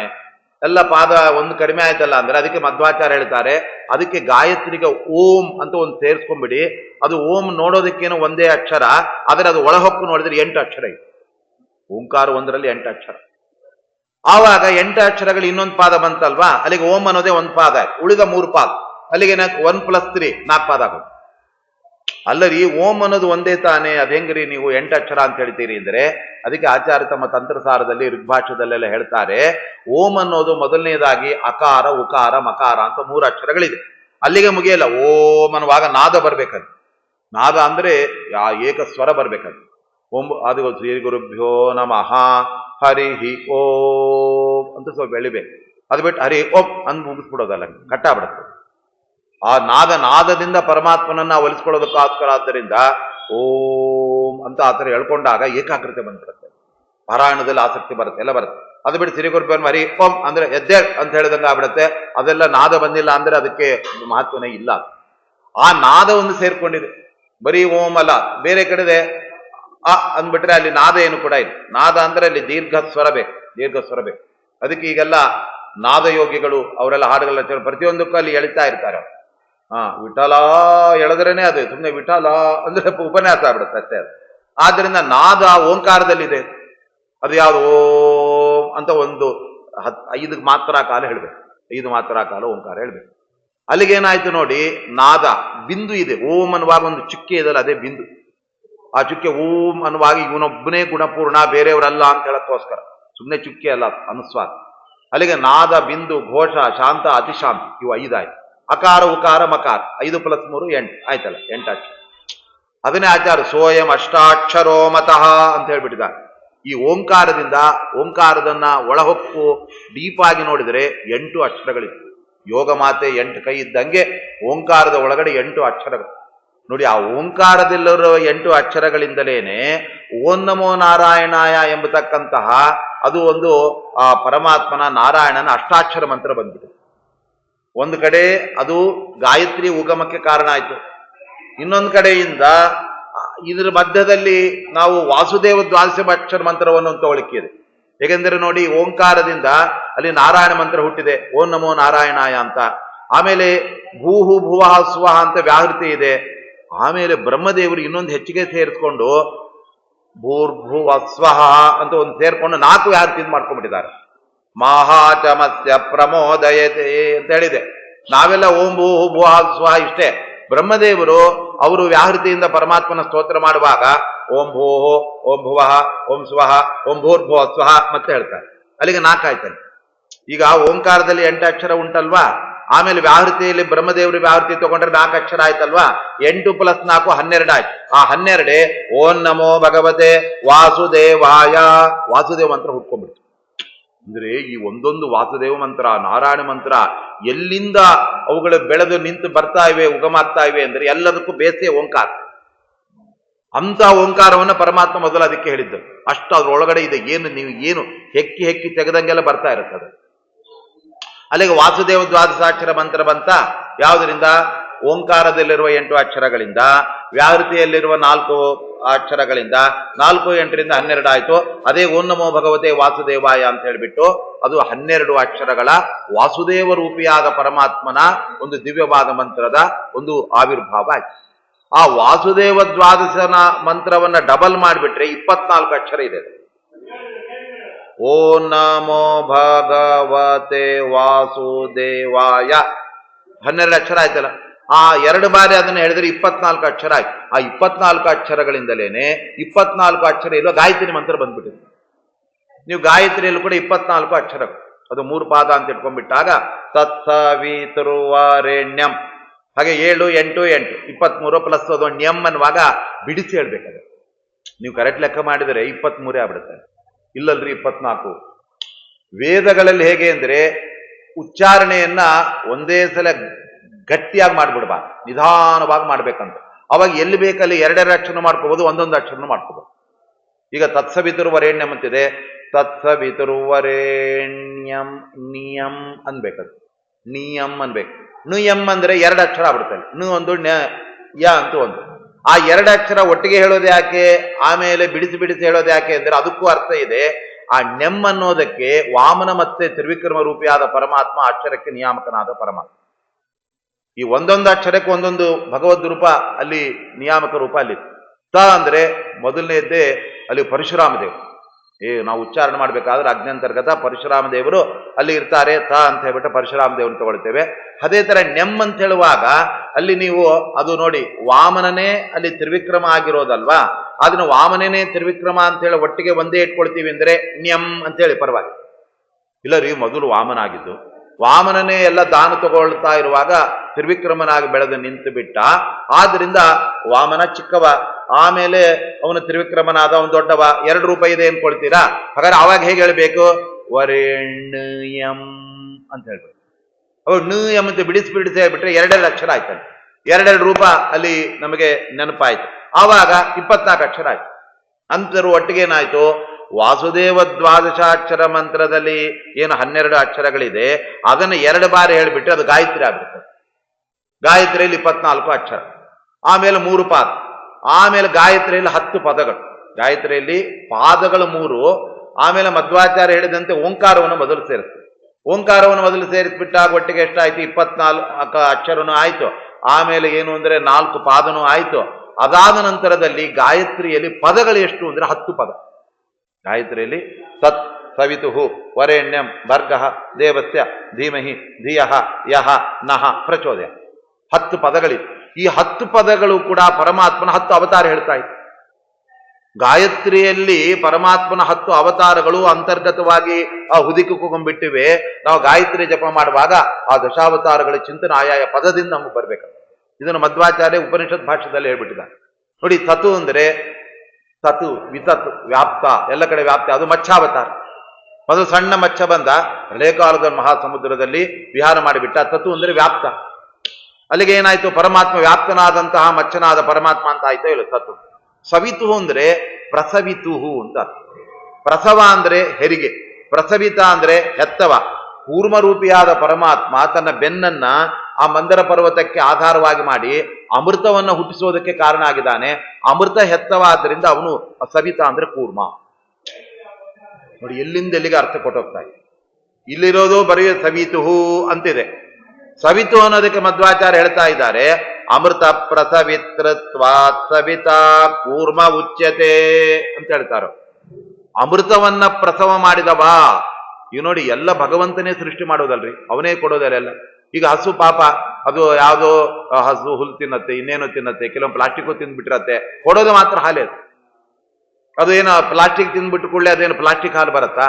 ಪ್ಲಾಸ್ಟಿಕ್ ಎಲ್ಲ ಗಡ್ಡೆಯಲ್ಲಿ ಹೋಗಿ ಸೇರ್ಕೊಂಡಿರುತ್ತೆ, ಎಲ್ಲೋ ಪಾಪ ಯಾವನೋ ತೆಗಿತಾನೆ ಡಾಕ್ಟ್ರು, ಇದು ಹಾಲೇ ಕೊಡುತ್ತೆ. ಹಾಗಾದರೆ ಆ ಹಾಲು ಸೃಷ್ಟಿ ಮಾಡಿದ ಯಾರು? ಹಸು ಅಲ್ಲ, ಒಳಗಿರೋ ಪರಮಾತ್ಮ. ಅವನೇ ಸೃಷ್ಟಿ ಮಾಡೋದು, ಅಮೃತ ಸೃಷ್ಟಿ ಮಾಡಿದ್ದು ಅವನೇ. ಮತ್ತೆ ಆದ್ರಿಂದ ಪ್ರಸವಿತ ಅಂದ್ರೆ ಅಮೃತ ಸೃಷ್ಟಿ ಮಾಡಿದ ಆಮೆ, ಕೂರ್ಮ ಅವತಾರ. ವರೇಣ್ಯ ಅಂದ್ರೆ ವರಾಹ ಅವತಾರ. ವರ ಅಂದ್ರೆ ಪೂಜ್ಯರಾದ ಎಲ್ಲರಿಂದ ವರಣೀಯ ಭಜನೀಯ ವರೇಣ್ಯ ವರಾಹ. ಭರ್ಗ ಅಂದ್ರೆ ನರಸಿಂಹ, ಭರನ್ ಗಚ್ಚತಿ, ಎಲ್ಲರನ್ನ ಎತ್ಕೊಂಡು ಹೋಗ್ತಾನೆ ಪ್ರಹ್ಲಾದನನ್ನು. ದೇವಸ್ಯ ಅಂದ್ರೆ ವಾಮನ ದೇವ, ದೇವಕುಲದಲ್ಲಿ ವಾಮನ ದೇವರು ಅವತಾರ ಮಾಡಿದ ದೇವಸ್ಯ. ಭರ್ಗ ದೇವಸ್ಯ ಆದ್ಮೇಲೆ ಧೀಮಹಿ ಅಂದ್ರೆ ಈ ಭೂಮಿಯನ್ನೆಲ್ಲ ಪರಶುರಾಮ ದೇವರು ಎಲ್ಲ ದುಷ್ಟರ ಸಂಹಾರ ಮಾಡಿ ಭಾರ ಕಡಿಮೆ ಮಾಡಿ ಭೂಮಿಗೆ ಪುಷ್ಟಿ ಕೊಟ್ಟದ್ದರಿಂದ ಧೀಮಹಿ ಅಂದ್ರೆ ಪರಶುರಾಮ. ಧಿಯ ಅಂತ ಹೇಳಿದ್ರೆ ಧೀ ಅಂದ್ರೆ ಬುದ್ಧಿ. ಆ ಬುದ್ಧಿ ಅಂದ್ರೆ ನಮಗೆ ಹನುಮನ್ ದೇವರ ಸ್ಮರಣೆ ಬರುತ್ತೆ. ಯಾಕೆಂದ್ರೆ ನಮಗೆ ಬುದ್ಧಿ ಕೊಡೋದು ಅವರೇ ಅಲ್ಲ. ಬುದ್ಧಿರ್ಬಲಂ ಯಶೋಧೈರ್ಯಂ ನಿರ್ಭಯತ್ವ ಅರೋಗತ ಅಜಾಡ್ಯಂ ವಾಕ್ಪಟುತ್ವಂಚ ಹನುಮತ್ ಸ್ಮರಣಾತ್ ಭವೇತ್ ಅಂತ ಹೇಳಿ. ಅದನ್ನೇ ದಾಸರು ಹೇಳಿದ್ರು, ಅಂಜೀಕಿನ್ಯಾತ ಕೈಯ ಸಜ್ಜನರಿಗೆ ಸಂಜೀವರಾಯನ ಸ್ಮರಣೆ ಮಾಡಿದ ಮೇಲೆ ಅಂತ. ನೀವು ಪ್ರಾಣದೇವನ ಸ್ಮರಣೆ ಮಾಡಿ ಎಂಥ ಭಯರು ಕೂಡ ಬರೋದೆ. ಯಾಕೆ ಅಂದ್ರೆ ಅವರು ಅಭಯ ಕೊಡ್ತಾರೆ, ಬುದ್ಧಿ ಕೊಡ್ತಾರೆ, ಜ್ಞಾನ ಕೊಡ್ತಾರೆ. ಆದ್ರೆ ಧೀ ಅಂದ್ರೆ ಬುದ್ಧಿ, ಅಂದ್ರೆ ಬುದ್ಧಿ ಕೊಡುವ ವಾಯುದೇವರು ಹನುಮನ್ ದೇವರು. ಅವರಿಗೆ ಯಾ ಅಂದ್ರೆ ನಿಯಮನ ಮಾಡೋದು, ಯಮಯತಿ ನಿಯಮಯತಿ, ನಿಯಮನ ಮಾಡಿದ್ದಾರೆ ರಾಮ. ರಾಮನೇ ಹೇಳ್ತಾನೆ ಅಂದ್ರೆ ಧಿಯ ಅಂದ್ರೆ ರಾಮಾವತಾರ. ಯಾಕೆ ಅಂದ್ರೆ ಧೀ ಶಬ್ದ ವಾಚ್ಯರಾದ ಮುಖ್ಯ ಪ್ರಾಣ ದೇವರಿಗೆ, ವಾಯುದೇವರಿಗೆ, ಹನುಮನ್ ದೇವರಿಗೆ ಅವನೇ ಪ್ರೇರಣೆ ಮಾಡಬೇಕು, ಬೇರೆ ಯಾರ್ಯಾರು ಹೇಳಕ್ಕಾಗಲ್ಲ. ಅದು ಬಿಟ್ಟು ವಿಭೀಷಣ ನೀ ಅಲ್ಲಿ ಹೋಗ ಅಂದ್ರೆ ನಿನ್ ಮಾತೆ ಅವನು ಕೇಳ್ತಾನೆ ಅಂತ. ರುಜುಗಳೆಲ್ಲ ಲಕ್ಷ್ಮೀ ನಾರಾಯಣ ಪ್ರೇರಣೆ ಮಾಡಿದ್ರೆ ಕೇಳ್ತಾರೆ ಹೊರತು ನಾವು ನೀವು ಮಾಡಿದ್ರೆ ಕೇಳಲ್ಲ. ನಾವು ಪ್ರೇರಣೆ ಮಾಡೋದಲ್ಲ, ಪ್ರಾರ್ಥನೆ ಮಾಡೋ, ಸ್ವಾಮಿ ಹಿಂಗ್ ಮಾಡಿ ಹೆಂಗ್ ಮಾಡಿದ್ರೆ ಮಾಡ್ತಾರೆ. ಗೋವಿಂದೇ ದೇಹಿ ಭಕ್ತಿಂ ಅಂತ ಪ್ರಾಣದೇವರ ಹತ್ರ ಕೇಳಿದ್ರೆ ಆಯ್ತಪ್ಪ ಕೊಡ್ತೇನೆ ಅಂತಾರೆ. ಏನು ಮತ್ತೆ ಭಕ್ತಿ ಕೊಡ್ತೀಯೋ ಇಲ್ವೋ ಅಂತ ಆರ್ಡರ್ ಮಾಡೋದಲ್ಲ ಅವನು. ಅಂದ್ರೆ ಆರ್ಡರ್ ಮಾಡಕ್ಕೆ ಇವರಿಬ್ರೆ ಲಕ್ಷ್ಮೀನಾರಾಯಣ. ಅದನ್ನ ಧಿಯ ಅಂತ ಹೇಳಿದ್ರೆ ಆ ಧೀ ಶಬ್ದವಾಚ್ಯರಾದ ವಾಯುದೇವರನ್ನ ಯಮಯತಿ ಸೀತಾನ್ವೇಷಣೆ ಮಾಡ್ಕೊಂಬ ಅಂತ ಪ್ರೇರಣೆ ಮಾಡಿದ ರಾಮದೇವರೇ ಧಿಯ. ಯಹ ಅಂದ್ರೆ ಕೃಷ್ಣ ಪರಮಾತ್ಮ. ಯಾಕೆ ಅಂತ ಹೇಳಿದ್ರೆ ಈ ವಿಷ್ಣು ಸಹಸ್ರನಾಮದಲ್ಲಿ ಏಕೋ ನೈಕೋ ಸ್ತವಕ್ಕ ಕಿಂ ಅಂತ ಹೇಳಿ ಯಹ ಅಂತ ದೇವ್ರಿಗೊಂದು ಹೆಸರು. ಯಹ ಅಂತ ಪರಮಾತ್ಮನಿಗೆ ಹೆಸರೇ ಇದೆ. ಯತ್ ತತು ಯಹ ಕಹ ಎಲ್ಲ ದೇವ್ರ ಹೆಸರೇ. ಆದ್ರಿಂದ ಯಹ ಅಂದ್ರೆ ಸರ್ವಜ್ಞನಾದ ಕೃಷ್ಣ. ಕೊನೆಗೆ ನಹ ಪ್ರಚೋದಯ. ನಹ ಅಂದ್ರೆ ಬುದ್ಧ, ನಿಷೇಧದ ಉಪದೇಶ ಮಾಡಿದ ಬುದ್ಧ. ಪ್ರಚೋದಯಾತ್ ಅಂದ್ರೆ ಈ ಕಲಿಯುಗ ಎಲ್ಲ ಮುಗಿತಾ ಬಂದಾಗ ಕೃತಯುಗ ಆರಂಭ ಮಾಡಿ ಧರ್ಮ ಪ್ರಚೋದನೆ ಮಾಡುವ ಕಲ್ಕಿಯೇ ಅವನ ಪ್ರಚೋದಯಾತ್ ಅಂತ 10ನೇ ಅವತಾರ. ಅಲ್ಲಿಗೆ ಗಾಯತ್ರಿಯಲ್ಲಿ 10 ಪದಗಳು, ಪರಮಾತ್ಮನ 10 ಅವತಾರಗಳು ಗಾಯತ್ರಿಯಲ್ಲಿ. ನೋಡಿ, ಇದನ್ನ ಅನುಸಂಧಾನ ಮಾಡ್ಕೊಂಡು ನಾವು ಗಾಯತ್ರಿ ಜಪ ಮಾಡ್ತೀವಿ. ಅದು ಬಿಟ್ಬಿಟ್ಟು ಗಾಯತ್ರಿ ಜಪ ಎಲ್ಲೋ ನೋಡ್ಕೊಂಡು ಏನೋ ಮಾಡ್ಕೊಂಡು. ನಾನು ಯಾರ್ದೋ ಮನೆಗೆ ಹೋಗಿದ್ದೆ, ಆ ಹುಡುಗ ಸಂಧಾನ ಮಾಡ್ತಾ ಇದ್ದ, ಹಾಲಲ್ಲಿ ಬಂದು ಟಿವಿ ಮುಂದೆ ಕೂತ್ಕೊಂಡ್ಬಿಟ್ಟಿದ್ದ. ಇದೇನಪ್ಪ ಒಳಗಡೆ ಮಾಡ್ಬೇಕಂದ್ರೆ, ಅಂಕಲ್ ಇಲ್ಲ ಅಂಕಲ್, ಅದು ಟಿವಿಯಲ್ಲಿ ಅಡ್ವರ್ಟೈಸ್ಮೆಂಟ್ ಬರುತ್ತಲ್ಲ ಅವಾಗ ಸಂಧ್ಯಾವಂದನೆ, ಸೀರಿಯಲ್ ಬಂದಾಗ ಅದು ನೋಡೋದು ಅಂತ. ಅಂದ್ರೆ ಎರಡೂ ಮಾಡೋದು. ಅಂದ್ರೆ ಏಕಾಗ್ರತೆಯಿಂದ ನಾವು ಈ ಮಂತ್ರಗಳ ಅರ್ಥವನ್ನ ತಿಳ್ಕೊಂಡು ಧಾರಣೆ ಮಾಡಿ ಬುದ್ಧಿಯಲ್ಲಿ ಆವಾಗ ಮಂತ್ರ ಹೇಳಿದ್ರೆ ಅದಕ್ಕೆ ಫಲ ಬರುತ್ತೆ ಹೊರತು ಎಲ್ಲೋ ಕೆಲವರು ಎಷ್ಟು ಫಾಸ್ಟ್ ಹೇಳ್ತಾರೆ ಅಂದ್ರೆ ಸತ್ಸವಿಧರ್ಮ ಸೀಮೆದೇನ ಪ್ರಚೋದನೆ ಬೇಡ, ಏನ ಎಲ್ಲ ಅಕ್ಷರ ಲೋಪ. ಒಂದು ಎಷ್ಟು ಅಕ್ಷರಗಳಿದೆ, ಎಷ್ಟು ಪದಗಳಿದೆ, ಎಷ್ಟು ಭಗವದ್ ರೂಪಗಳ ಪ್ರತಿಪಾದನೆ ಇದೆ, ಯಾವ ಮಂತ್ರದಿಂದ ಬಂದಿದೆ. ಓಂ ನಮೋ ಭಗವತೆ ವಾಸುದೇವ ಎನ್ನುವುದರಿಂದ ಬಂದದ್ದು. ಆದ್ರಿಂದ ಗಾಯತ್ರಿ ಮಂತ್ರ ಇದೇ ಕ್ಷತ್ರಿಯರೆಲ್ಲ ಈ ಮಂತ್ರ ಕಲ್ಕೊಂಡು ಅವರೇ ಬ್ರಹ್ಮಾಸ್ತ್ರ ಅಂತ ಅದನ್ನೇ ಈ ಮಂತ್ರ ಹೇಳ್ಬಿಡ್ತಾರೆ. ನೋಡಿ ಹೇಗೆ ಬ್ರಹ್ಮಾಸ್ತ್ರಕ್ಕೂ ಇದೇ ಗಾಯತ್ರಿ ಮಂತ್ರ ಬಳಸೋದು. ನಾವು ನಿತ್ಯ ಸಂಧಾನ ಮಾಡುವಾಗ ಇದೇ ಬಳಸೋದು. ಆದ್ರೆ ಏನು ಅಂದ್ರೆ ನಮಗೆ ಅದರಲ್ಲಿ ಸಿದ್ಧಿ ಇಲ್ಲ, ಅದರಲ್ಲಿ ನಮಗೆ ಭಕ್ತಿ ಇಲ್ಲ, ಅದನ್ನ ಬರೀ ಸುಮ್ಮನೆ ಮಂತ್ರ ಹೇಳ್ಕೊಂಡು ಹೋಗ್ತೀವಿ. ಅದರಿಂದ ಏನು ನಮಗೆ ಸರಿಯಾದ ಫಲನೇ ಬರಲ್ಲ. ಈಗ ಫಲ ಬರಬೇಕಾದ್ರೆ ಅದಕ್ಕೆ ಬೇಕಾದ ಒಂದು ಯೋಗ್ಯತೆ ಅದೆಲ್ಲ ಗಳಿಸ್ಬೇಕು. ಅದು ನಮ್ಗೆ ಇಲ್ಲೇ ಇಲ್ಲ. ಅಲ್ಲಿ ಟ್ಯೂಬ್ಲೈಟ್ ಇದೆ, ಕರೆಂಟೇ ಇಲ್ಲ, ಆ ಥರ ಕಡುಬಿದೆ, ಒಳಗಡೆ ಹೂರಣನೇ ಇಲ್ಲ, ಹಂಗಾಗುತ್ತೆ. ಹಾಗೆ ಇವತ್ತು ನಮ್ಗೆ ಸತ್ವನೇ ಇಲ್ಲ. ಆದರೆ ಮಂತ್ರ ಹೇಳ್ಕೊಳ್ತೀವಿ, ಹೆಂಗೋ ಕಾಟಾಚಾರಕ್ಕೆ ಹಂಗೆ ಹೇಳೋದು, ಹಿಂಗೆ ಮಾಡೋದು, ಅದು ಇದನ್ನ ಮಾಡೋದಿಲ್ಲ, ಅದು ಬಿಟ್ಬಿಡೋದು. ಯಾವುದನ್ನೇ ಆಗಲಿ ನಿರಂತರ ಒಂದನ್ನು ಮಾಡಿದಾಗ ಮಾತ್ರ ಪರಮಾತ್ಮನ ಅನುಗ್ರಹವಾಗುತ್ತೆ ಹೊರತು ಯಾವುದೇ ಒಂದು ಕೆಲಸ ಆಗಿ, ಒಂದು ತುಳಸಿ ಇರ್ಬೋದು, ಅದಕ್ಕೆ ಬಿಡದೆ ಒಂದು ಟೈಮ್ ಕರೆಕ್ಟ್ ಆಗಿ ಆ ಟೈಮ್ಗೆ ಎಲ್ಲಿದ್ರು ಆ ತುಳಸಿ ನೀರು ಹಾಕಿ ಒಂದು 12 ವರ್ಷ ಮಾಡಿ ತುಳಸಿ ಕನಸಲ್ಲಿ ಬಂದ್ಬಿಡ್ತಾರೆ. ಸಂದೇಹನೇ. ನಾವೇನ್ ಗೊತ್ತಾ, ಬಿಡಕ್ಕೆ ತಯಾರಾಗ್ಬಿಟ್ಟಿರ್ತೀವಿ. ಇವತ್ತು ಮಳೆ ಬಂದ್ರೆ ಅದಕ್ಕೆ ಹೇಳಕ್ಕಾಗಿಲ್ಲ, ಅಯ್ಯೋ ತುಳಸಮ್ಗೆ ಅಲ್ಲೇ ಹೊರಗೆ ನೀರು ಬಿದ್ದುಬಿಡತ್ತೆ ಬಿಡಿ, ನಾವೇನು ಹಾಕೋದು ಅಂತ. ಆ ನೀರು ಬಿಡ್ಲಿ ಬಿಡಿ, ಅದೆಲ್ಲ ಪ್ರಶ್ನೆ ಇಲ್ಲ. ನಿಂಗೆ ಪುಣ್ಯ ಬರ್ಬೇಕಾದ್ರೆ ನೀನು ಹಾಕ್ಬೇಕಲ್ಲ. ಹಾಗಾದ್ರೆ ದೇವರಿಗೆಲ್ಲ ಬೇರೆ ಯಾರ್ಯಾರು ನೈವೇದ್ಯ ಮಾಡ್ತಾರೆ, ನೀನು ಮಾಡಬೇಡ, ಬಿಟ್ಬಿಡಪ್ಪ ಹಾಗಾದ್ರೆ. ಅಂದ್ರೆ ನೋಡಿ, ಗಾಯತ್ರಿ ಮಂತ್ರ ಇಷ್ಟು ಮಹತ್ವದ್ದು, ಅದರಲ್ಲಿ ನಮಗೆ 24 ಅಕ್ಷರಗಳು, ಅದರಲ್ಲಿ ಇಷ್ಟೆಲ್ಲ ಅಂಶಗಳೆಲ್ಲ ಅಡಕವಾಗಿದೆ. ಇಂಥ ಗಾಯತ್ರಿಯಲ್ಲಿ 3 ಪಾದಗಳಿದೆ. ಈಗ ನೇರ ವಿಷಯಕ್ಕೆ ನಾವು ಬರ್ತಾ ಇದ್ದೇವೆ. ಇದಕ್ಕೆಲ್ಲ ಪೀಠಿಕೆ ಕೊಟ್ಟಿದ್ದಾಯ್ತು ಇಷ್ಟಲ್ಲ. ಈಗ ಪುರುಷ ಸೂಕ್ತ ಹೇಗೆ ಬಂತು ಅಂದ್ರೆ, ಗಾಯತ್ರಿಯ 3 ಪಾದಗಳಿಂದ 3 ವರ್ಗಗಳ ಇರುವಂತಹ ಪುರುಷ ಸೂಕ್ತ ಬಂದ್ಬಿಟ್ಟಿದೆ. ಆದ್ರಿಂದ ವೇದಾಹ ಪುರುಷ ಸೂಕ್ತಗಾಹ ಅಂತ ಆಚರಣೆ. ಗಾಯತ್ರಿಯಲ್ಲಿ ಸಕಲ ವೇದಗಳು ತುಂಬಿಟ್ಟಿದೆ, ಅದರಲ್ಲಿ ಯಾವ ವೇದ ಇಲ್ಲ. ಅದ್ರ ಗಾಯತ್ರಿ ವೇದಮಾತಾಸಿ ಅಂತ ಹೇಳ್ತಾರೆ. ಸಕಲ ವೇದಗಳಿಗೆ ತಾಯಿ ಗಾಯತ್ರಿ. ಯಾಕೆ ಅಂತ ಹೇಳಿಬಿಟ್ರೆ, ಅದು ಬಂದ್ರೇನೆ ಮುಂದೆ ಎಲ್ಲ ಬರ್ತಕ್ಕಂಥ. ಆದ್ದರಿಂದ ಸಕಲ ವೇದಗಳಿಗೆ ಮಾತೃಸ್ಥಾನದಲ್ಲಿ ಆ ಗಾಯತ್ರಿ ಮಂತ್ರ ಎಂಬತಕ್ಕಂಥದ್ದಿದೆ. ಆದ್ರಿಂದ ಉಪನಯನ ಮಾಡಿಕೊಂಡ ಮೇಲೆ ಈ ವೇದ ಮಾತನೇ ಹೊಸ ಹುಡುಗನಿಗೆ 2ನೇ ತಾಯಿಯಾಗಿ ಬರ್ತಾಳೆ. ಆದ್ರೆ ಒಂದು ಸೂಕ್ಷ್ಮ, ಆ ಹುಡುಗನಿಗೆ ಮಾತ್ರ ಅವಳು 2ನೇ ತಾಯಿಯಾಗಿ ಬರ್ತಾಳೆ ಹೊರತು ಆ ಹುಡುಗನ ಅಪ್ಪನಿಗೆ 2ನೇ ಹೆಂಡತಿಯಾಗಿ ಬರೋದಿಲ್ಲ. ಅದಕ್ಕೆ ಗಾಬರಿ ಆಗಬೇಕಾಗಿಲ್ಲ. ಯಾಕೆ ಅಂದ್ರೆ ಇನ್ನೊಂದು ಮಾಡ್ಕೊಂಡ ಇವನಿಗೆ ಹೆಂಡತಿ ಆದ್ಲು, ಅವನಿಗೆ ತಾಯಿ ಆದ್ಲು ಮಗುವಿಗೆ ಅಂತಲ್ಲ. ಪರಮಾತ್ಮನೇ ಗಾಯತ್ರಿ ಶಬ್ದ ವಾಚ್ಯನಾಗಿ ಅವನಿಗೆ ತಾಯಿಯಂತೆ ಅವನಿಗೆ ಹಿತವಾದ್ದನ್ನು ಹೇಳಿ ಬೋಧನೆ ಮಾಡಲಿಕ್ಕೆ ಅವನಿಗೆ ಆ ರೂಪದಿಂದ ಬಂದು, ಇನ್ಮೇಲೆ ನೀನು 2ನೇ ತಾಯಿಯನ್ನು ಪಡ್ಕೊಂಡಿದೀಯಪ್ಪ. ಆದ್ದರಿಂದ ಆ ಹಿನ್ನೆಲೆಯಲ್ಲಿ ನಿನಗೆ ಈ ತಾಯಿ ನಶ್ವರ, ಆದ್ರೆ ನಾನು ನಿನ್ನ ತಾಯ ಕೊನೆಯವರೆಗಿರ್ತೇನೆ ಅಂತಂದೆ. ಈ ಜನ್ಮ ಕೊಟ್ಟಂತಹ ಅವರು ಎಷ್ಟು ಸಮಯ ಇರ್ತಾರೆ ಆ ತಾಯಿ? ಅವ್ರು ಇರಕ್ಕೆ ಸಾಧ್ಯ, ಅವ್ರು ಹೊಟ್ಟೋಗ್ಬೇಕು. ಆದ್ರೆ ಪರಮಾತ್ಮ ಹೇಳ್ತಾ ಇದ್ದಾನೆ, ನಾನು ತಾಯಿಯ ಕೊನೆಯಾಗಿರ್ತೇನಯ್ಯ, ಆದ್ರೆ ನನ್ನ ತಾಯಿಯನ್ನ ನನ್ನನ್ನು ನಿತ್ಯ ನೀನು ಸ್ಮರಣೆ ಮಾಡ್ಕೊಳ್ಬೇಕು. ಯಾಕೆ ಅಂತ ಹೇಳಿದ್ರೆ, ಆ ಸ್ಮರಣೆ ಮಾಡ್ಕೊಂಡಾಗ ನಾ ರಕ್ಷಣೆ ಮಾಡ್ತೇನೆ. ಅದಕ್ಕೆ ಗಾಯಂತಂ ತ್ರಾಯತೆ ಯಸ್ಮಾತ್ ಗಾಯತ್ರಿ ತ್ವಂ ತದಸ್ಪತ್. ತನ್ನನ್ನ ಯಾರು ಈ ಮಂತ್ರಗಳಿಂದ ನಿತ್ಯ ಸಂಧ್ಯಾಕಾಲದಲ್ಲಿ 6 ಗಂಟೆಯನ್ನು ಸೂರ್ಯಗಿನ್ನು ಮುಳುಗೋ ಮುಂಚೆ ಕೂತ್ಕೋಬೇಕು ಗಾಯತ್ರಿನು. ಇವನು ಎಲ್ಲ ಆದ್ಮೇಲೆ 9ಕ್ಕೆ ಅಮ್ಮ ಆಮೇಲೆ ಹೇಳ್ತೀನಿ ಇಮೇಲೆ ಹೇಳ್ತಾನೆ, 9:30 ಆಗುತ್ತೆ. ಅಷ್ಟೊತ್ತಿಗೆ ಅಡಿಗೆ ಎಲ್ಲ ಆಗ್ಬಿಡುತ್ತೆ, ಗಡಗಡ ಮುಗಿಸ್ತಾನೆ, ನೀರು ಕುಡಿತಾನೆ, ಚಲ್ತಾನೆ, ಊಟ ಕೂತ್ಬಿಡ್ತಾನೆ. ಏನ್ ಬಂತದ್ದು? ನಾವು ಸಂಧ್ಯಾಕಾಲದಲ್ಲಿ ಸರಿಯಾಗಿ ಸೂರ್ಯ ಮುಳುಗೋ ಮುಂಚೆನೆ ನಾವು ರೆಡಿಯಾಗಿ ಅರ್ಘ್ಯ ಕೊಡಕ್ಕೆ ನಾವು ಇರ್ಬೇಕು. ಆವಾಗ ಅರ್ಘ್ಯ ಕೊಟ್ರೆ ಅವನು ಸೂರ್ಯನಿಗೆ ಅದಕ್ಕೆ ಬೆಲೆ ಬರುತ್ತೆ. ಸೂರ್ಯ ಇರುವಾಗ ಎದ್ದು ನಿಂತು ನಿಮ್ಮಮ್ಮೆ ಅಂತ ಹೇಳಿ ಸೂರ್ಯ ನಮಸ್ಕಾರ ಮಾಡಿ, ಸೂರ್ಯ ಹೊಟ್ಟೋದ್ಮೇಲೆ ನಮಸ್ಕಾರ ಮಾಡಿದ್ರೆ ಬೆಲೆನೇ ಇಲ್ಲ. ಸ್ವಾಮಿಗಳು ಬಂದಿರ್ತಾರೆ, ಅವ ಪಾದ ಪೂಜೆ ಮಾಡಲ್ಲ. ಹೊಟ್ಟೋದ್ಮೇಲೆ ಬನ್ನಿ ಬನ್ನಿ ಬನ್ನಿ ಚಂಬಿಡ್ಕೊಂಡು ನೀವು ಪಾದ ಪೂಜೆ ಮಾಡ್ತೀನಿ ಅಂದ್ರೆ ಅವ್ರು ಹೊಟ್ಟೋಗಾಗಿದೆ ಪಕ್ಕದ ಮೇಲೆ. ಹಂಗೆ ಸೂರ್ಯ ಅಸ್ತಂಗತನ ಆದ್ಮೇಲೆ ಸೂರ್ಯೋಪಸ್ಥಾನ ಮಾಡಿ ಏನ್ ಪ್ರಯೋಜನ? ಸೂರ್ಯ ನೀನ್ ಹಿಂಗಿದ್ಯಾ ಜಗ, ಅಯ್ಯೋ ಅವನಲ್ಲಿ ಮನೆಗೆ ಹೋಗಿ ಸೇರ್ಕೊಂಡ್ಬಿಟ್ಟಾಗ. ಅಂದ್ರೆ ಸಂಧ್ಯಾವಂದನೆ ನಾವು ಮಾಡುವಾಗ ತ್ರಿಕಾಲದಲ್ಲಿ ಸಕಾಲ ಸಂಧ್ಯಾವನೆ ಮಾಡ್ಬೇಕು. ನಾವು ಎಲ್ಲ ಅಕಾಲದಲ್ಲಿ ಸಂಧ್ಯಾವಂದನೆ, ಅದು ಕೂಡ ಲೋಪ, ಅದು ಮಾಡೋದೇ. ಇವೆಲ್ಲ ಬಿಟ್ಬಿಟ್ಟಾವೆಲ್ಲ ಹುಡುಗರು. ಇವೆಲ್ಲ ಅವ್ರಿಗೆಲ್ಲ ಏನು ಅಷ್ಟೊತ್ತಿಗೆ ಹೋಗ್ಬೇಕಂತೆ, ಅದೆಲ್ಲ ಈ ಜನರೇಷನ್ಗೆ ಸಂಧ್ಯಾವಂದನೆ ಹೊಟ್ಟೋಗ್ಬಿಡ್ತೇನೆ. ಅವ್ರು ತಪ್ಪಿಸ್ತಾ ಇರ್ತಾರೆ, ಮಾಡು ಅಂತ ಎಷ್ಟು ಜನ ಹೇಳ್ತಾರೆ ಮನ್ಯಾಗ.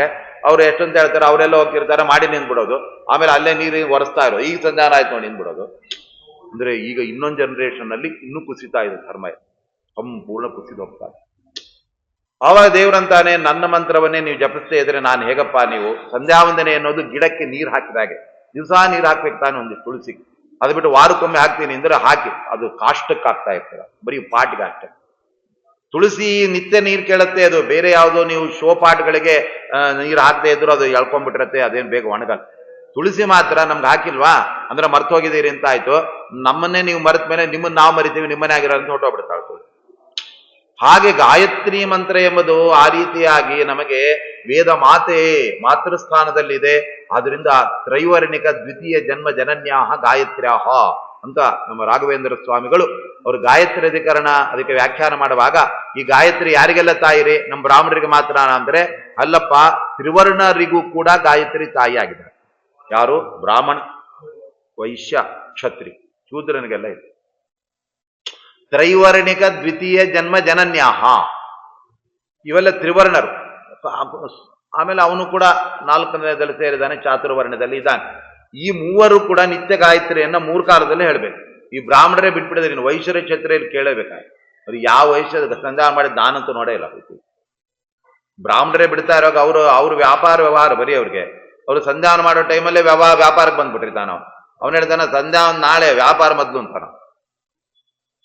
ಅವನು ಯಾರೋ ಶಟ್ರು, ಅವನು ಬೇಗ ಹುಟ್ಬಿಟ್ಟ. ಅವನು 7 ಗಂಟೆಗೆ ಒಬ್ಬ ಶಟ್ರು ಮಗನಾಗಿ ಅವನು ದೊಡ್ಡವನಾದ ಹೇಳಿದ್ನಂತೆ, ನಮ್ಮಪ್ಪ ನಂಗೆ 7 ಗಂಟೆಗೆ ಈ ತರ ಹುಟ್ಟಿಸಿದಾನೆ. ಯಾಕೆ ಅಂದ್ರೆ 10 ಗಂಟೆಗೆ ಅಂಗಡಿ ತೆಗಿಬೇಕಲ್ಲ, ಅದಕ್ಕೆ ರೆಡಿ ಆಗ್ತಿದ್ದೀನಿ ಅಂತ.